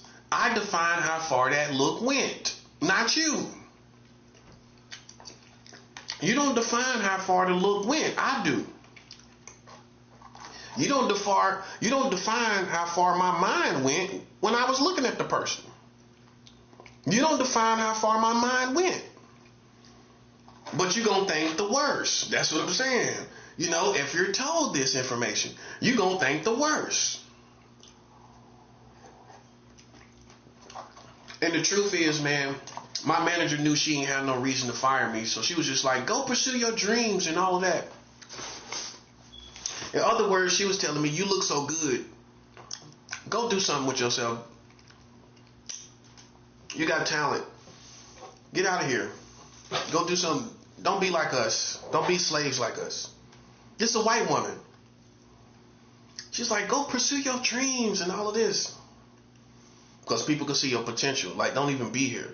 I never fed in with the workforce. I never fed in there because I was always more intellectual, more talented, and more spiritual. So I know if any woman was on that job that they accused me of, first of all, first thing is this. It's a grown woman, right? Okay. So then that speaks for itself. Okay, we just gonna move this person on and this is a grown man and a grown woman. I can see if it was a child. But if I'm a grown man and you a grown woman, ain't you gonna say, okay, y'all break that up. She said something, don't talk to her. I ain't even get a warning. It's like, okay, don't even talk to her no more. She said something about, that's what I was saying. She said something about you fraternizing with her. Please don't talk to that woman. Mind you, my manager hired me from the door. Me and her were more personal than anybody on the job. This woman hired me from the door. Okay? She should have told me, look, don't talk to that woman no more. Whatever she said, whatever y'all talked about, whatever, she talking about you was fraternizing with her or whatever, and I can tell by looking at you, you ain't really say nothing. But she told me it was a look. It could have been a look. That's what got me. That's her logic, that it could have been a look. That's worth being fired for it? No. I don't got this job. I should have told her I don't have this job just for play. This is you gonna fire me on a look? But my thing is this, man. If somebody's on a job, first of all, this person is not a child. And this person is not also an old woman. If she's an old woman, how could she be working? My rule is this. If you're able-bodied to work, a man wouldn't even be perverted for being attracted to you or talking to you. But this woman wasn't that old. I'm just saying. But for everybody that was there, obviously these women were able-bodied women. My rule is this. If somebody say how old a woman is, can you date older women as long as they able-bodied? Men do it all the time. Women do it all the time. But men get a bad rap. Women can date a man that obviously is old enough to be their granddad. Their granddad. A man do it and he's a pervert. A woman can do it. A 20-year-old girl can date some guy in his 70s. It happens all the time. A matter of fact, An old man that was like 74 killed his wife. She was like 30. She was like 30 something, and he was in his 70s. He killed her for what I forgot. I don't know what it was about. But it's a bias in our community. Women do it all the time. This girl was in her 30s. I know anybody in my job wasn't no 40 years older than me. No. They would have been retired. You know, so it's just like, my rule is this. If you're able-bodied at a job, if you can get out your bed and go to work, that's a woman to me. If you can go work at a job, you are a woman that a man could be attracted to you because you function as a woman. That's how I look at it. Looks is up to a man and what he'd like and everything like that. And some men might like mature-looking women, mature-faced women, and some men will tell you it's just the contrast. That's what it is. A mature look in sexuality. They like the contrast. Yeah, so but it's all in understanding psychology. But the bottom line is, if somebody works with you, most people gonna say that's fair game. I'm sorry to tell you, somebody working there on the job, if they ain't humped over too, and they ain't barely moving, if they just kind of bouncing around. See, some people think you always got to be attracted to some little girl or some little teenager, like running around wild person or something, like that part, man. Like, some people don't like that. My rule is, as long as they're an adult and they're able-bodied, they're not feeble, meaning they're not laid up in a bed and they can't get out the bed. If you attracted to somebody that's feeble, that can't get out the bed, that's a different situation. You know what I'm saying? But if you don't show no signs of being attracted to no feeble person that can't get out their bed in the morning, then I can't judge you. Especially if they're working. If they're working, I can't judge you. I can't judge that. That's between you and that person for whatever y'all got going on. Who am I to say what that means? And see, that's when people cross boundaries, man. That's why, I'm big on them boundaries, bro. Cause on real man stuff, I mean, I'm not answering to none of these suckers that's marrying children. I'm in the real world, buddy. And y'all marrying children, I am not answering to not one of these suckers around here. At all, bro. I mean, I could be balls deep in somebody and ain't nothing you could say about it. If they're a grown woman, I could be balls deep in somebody and I dare you to say something to me. I dare you to say something to me. I could be balls deep in any one of these able-bodied women around here. And I dare you to say something to me and she's able-bodied and she's able to get out of her bed and go to work. I dare you to say something. I'm gonna make you look like a chump. I'm gonna make you look like a little kid. Talking about somebody listen, and she a grown woman getting out of her bed and she can go work. That's the only thing I'm talking about. Now for me, if she feeble and she on a walker or something like that, I mean, even then, I can't really. That's what y'all got going on. That's how I think. Really. I can't really say nothing these days, man. Because, I don't know, man. Everybody needs somebody to love, bro. That's just how I see it, bro. If that woman, if I see you and her smiling together and eating together and she in the walker or whatever, and you a good guy. You a good guy. You either one extreme or the other. You a manipulative person, a predator, and you just preying on her for whatever reason. Or you could be a good-hearted dude that just, you fell in love with this person, and really most of the relationship is platonic. How I know it's not sexual? How I know it's not platonic? Y'all can have just this love bond that you just want to have for the rest of your life with this person.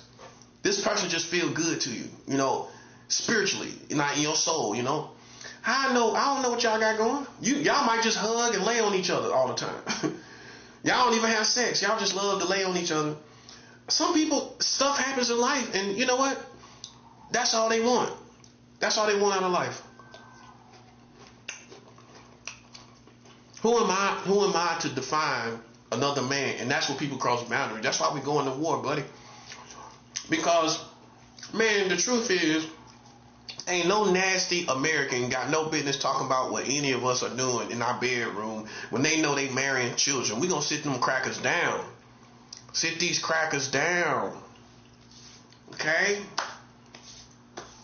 That's all I'm saying. Sit these crackers down. I'm gonna tell you, like, you ain't gonna ever be able to stand in my face and tell me. You can insinuate it, because that's what a coward gonna do. But you ain't gonna never stand in my face and tell me what I can do in my bedroom. If somebody's over 18, I don't care how they look. I don't care how old they are. I can be balls deep in whoever it is, as long as they old enough to have sex. I can be balls deep in them. What you gonna do? That's real. That's real, bro. That's real. I dare a grown man say something to me, bro. I'm a real man, buddy. You can't say nothing to me. I'm gonna check you like a real man should. I ain't gonna check you like a gangster. I'm gonna check you like a man. That's worse. You know what's worse than checking somebody like a gangster? Checking them like a man. I check you like a man. You know I'm right. You know I'm right about it. A gangster just gonna spaz, and you know what I'm saying, and you know you gonna respect his gangster because you know you ain't gonna try him because he too violent. But when I check you like a man, you gonna walk away knowing, yo, you gonna be stuck with the truth. That's what you're gonna be stuck with. Ain't no way you're gonna be able to shake it. You can't save face from it. When a man check you, you can't save face.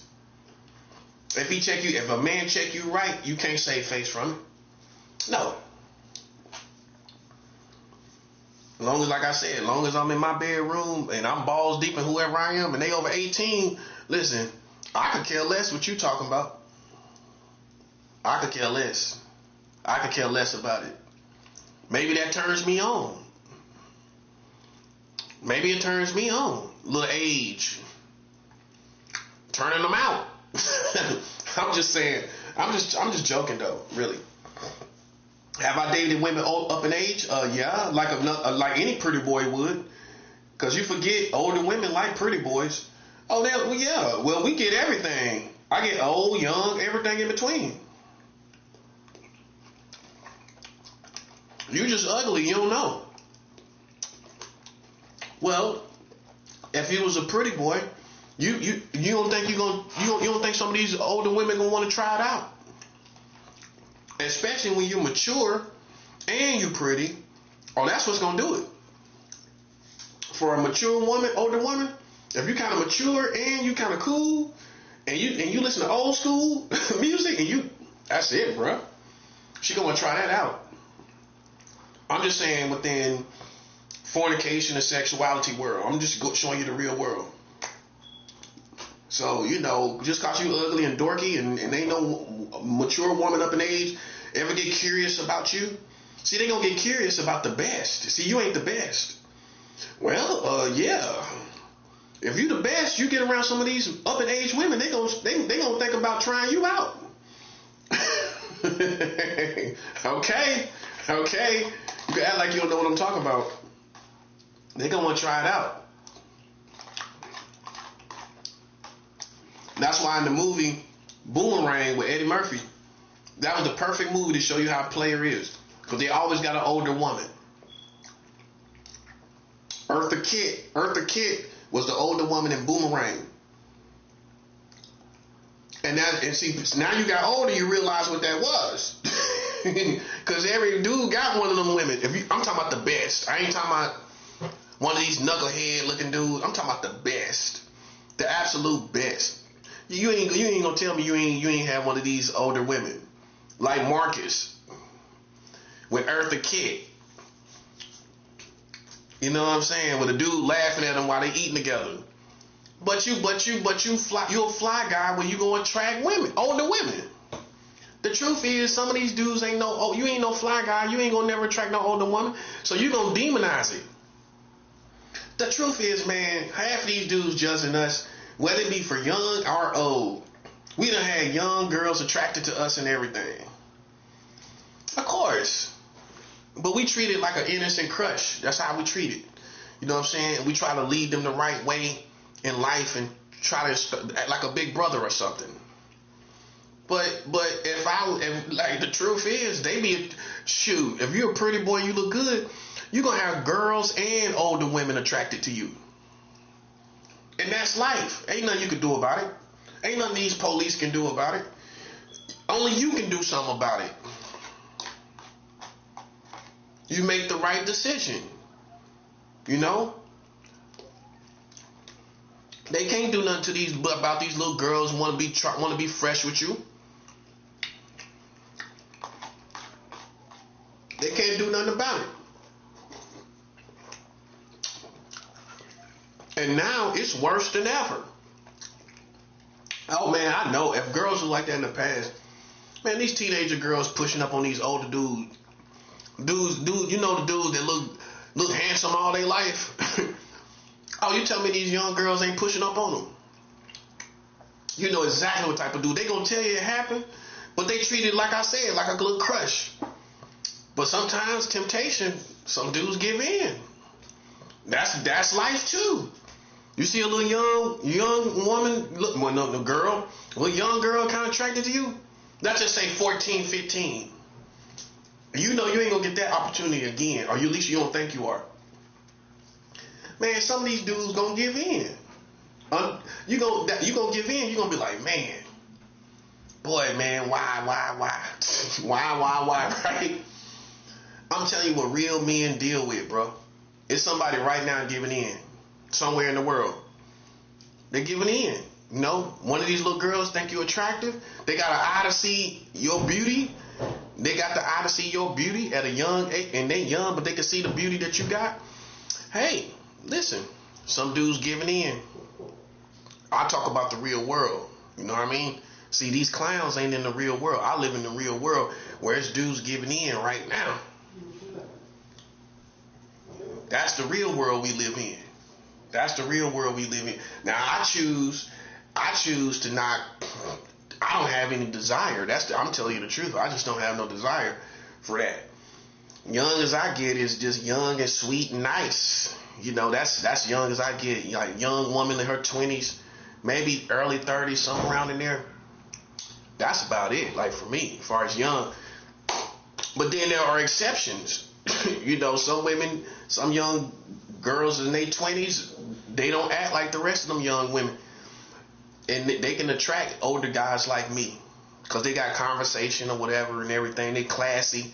They, you know, they educated, you know. So, but for me, it's probably late 20s to early 30s. Somewhere 30s is probably what would be attracted to at youngest. Someone in their 30s, that's about it. Because young people aggravate me. That's how I know I'm getting old. They aggravate me. I'm getting old now. All that, because even when they have a conversation, they got to be flirting all the time. You can't have a real conversation. See, once a man shows you why he likes older women, you ain't got no choice but to believe him. Because he's giving you the reasons. I don't like a young girl conversation where we just flirting the whole time. We don't never have no real conversation, and then you ain't got no kind of tastes. Like you don't know what you like to drink. You ain't come to that level in your life yet. You don't know what wine you like. You don't know if you like white or brown liquor. These are the things I care about. Do you like red or white? Do you like red or white wine? Right? You like Merlot or Chardonnay? Which one? You like white or brown as far as liquor? I know what I like. I like white wine. I like white liquor. And I'll do brandy. I'll do ENJ. See, you don't live long enough. You done it. That's the other thing. You done went through these spirits. You guys, it's just more in depth. I like a more in depth person. Hennessy, you like Hennessy? Okay, you like ENJ. You know what I'm saying? You like tequila? I done it all, man. Tequila, Patron. That ain't the same. They ain't one and the same. Well, not that brown tequila. I done had tequila with the worm in it. You done ate the worm? Man, come on, I'm old school, bro. Listen, I done drunk me a bottle of tequila with the worm. Eat the worm. It's a psychological thing, though. I don't think it gets you more drunk. I think it's psychological. By the time, here's the punchline. By the time you get to the worm, you gonna be drunk. That's what it is. By the time you get to it, you gonna be drunk. A dumb drunk man don't know. Well, I'm drunk. It's the worm. He was already drunk, buddy. You drunk all the wine. You drunk all the liquor. You drunk all the tequila. I guess that's the punchline. By the time you get to this worm, you're going to think this worm made you drunk. But in all actuality, the whole bottle was gone. How could you not be drunk? You blamed it on the worm. How the worm make you drunk, man? Hey, I think that's what it is, ain't it? It's a nice little joke. Because by the time we think about it, by the time you get to that worm, you're already drunk. By most, you're saucy for sure. You're definitely saucy, right? How's it gonna be the worm then? I can see if you ate it from the beginning, but you can't get it out the bottle until you pour out all the wine, the liquor. Until you pour out all the tequila, how you gonna get the worm? See that part? Now the trick is we pour out all this liquor, which nobody's gonna do, and we eat the worm and then see if I'm high. By the time you get to that worm, buddy, you already toasted. That's the punchline. So I done that before, man. You know what I'm saying? So like by the time I have these conversations, see that conversation? A young girl couldn't have that conversation. So what we gonna be talking about? It's no compatibility, man. That's just like, nah. Me, I'm all about that. So how you gonna be compatible with a little girl? If you marry a child, how you compatible? That's all I'm saying. Where's the compatibility? You ain't got nothing. What you gonna talk about? You can't talk about cooking food. You can't talk about how to cook. I can cook. I'm a cook. I cook country fried steak. I cook lobster, oysters, everything. Pork chops. I'm from the South, buddy. I'm from the South. We put good food in your mouth. I'm from the South, buddy. I can cook. I cook it all. Some people ain't even had country fried steak. I used to cook my wife country fried steak. 5 of them. I cook 5. She can go back and eat them whenever she wants. Pork chops. I cook her pork chops. Burgers. Spaghetti. Everything. Lobster. Chicken. I fry chicken. Cook it all, bro. I can burn. So, you know, how you gonna be with a child? You know what I'm saying? Like, now, all you gotta do is blow people away with your adulthood. Ain't no way in the world you finna look at me and tell me that how you beat. I'm gonna tell you how you beat the pedophile accusations. Show your manhood. Your manhood gonna do it. Not just working. Nope. Your manhood, your mentality, man. You cook for a grown woman. These lames can't keep up with that. Listen. My women have either a car, a place to live, or both. I don't date no woman that ain't got no money. You understand me, buddy? I date grown women with money. I'd rather have an older woman with money than a broke chick. She a chick, ain't she? Yeah, she sure is a chick. A baby chicken, right? She a chick for sure. Broke. Not my cup of tea, buddy. There's no cup of tea. There's no cup of tea. Listen, buddy. Listen. Ain't no way in the world I'ma date somebody broke. And for what? Sex? I'm 40 some years old. I don't date broke people. No, sir. I'm past that part of my age. You can't see me, buddy. I hear you all out there and you can't see me. You can't see me at all. You out your mind think you can see me, buddy. You out your mind. Better watch your step too. Better watch your little step, punk. Yeah, I'm a grown man over here. My son 19 years old. I got a child just as old as you almost. Imagine you trying to come see me, buddy. My son is almost 20 years old. I feel good about that because I'm getting up in age. Some people like to grow up. Some people ain't. Everybody ain't a Toys R Us kid, man. You a Toys R Us kid, ain't you? I don't want to grow up. You a Toys R Us kid. You a Toys R Us kid, ain't you, bro? I love getting old. You know why? Because I ain't got to explain nothing to nobody about how I live my life and what I want to do and how I want to do it. I love it. And guess what? Here's the punchline.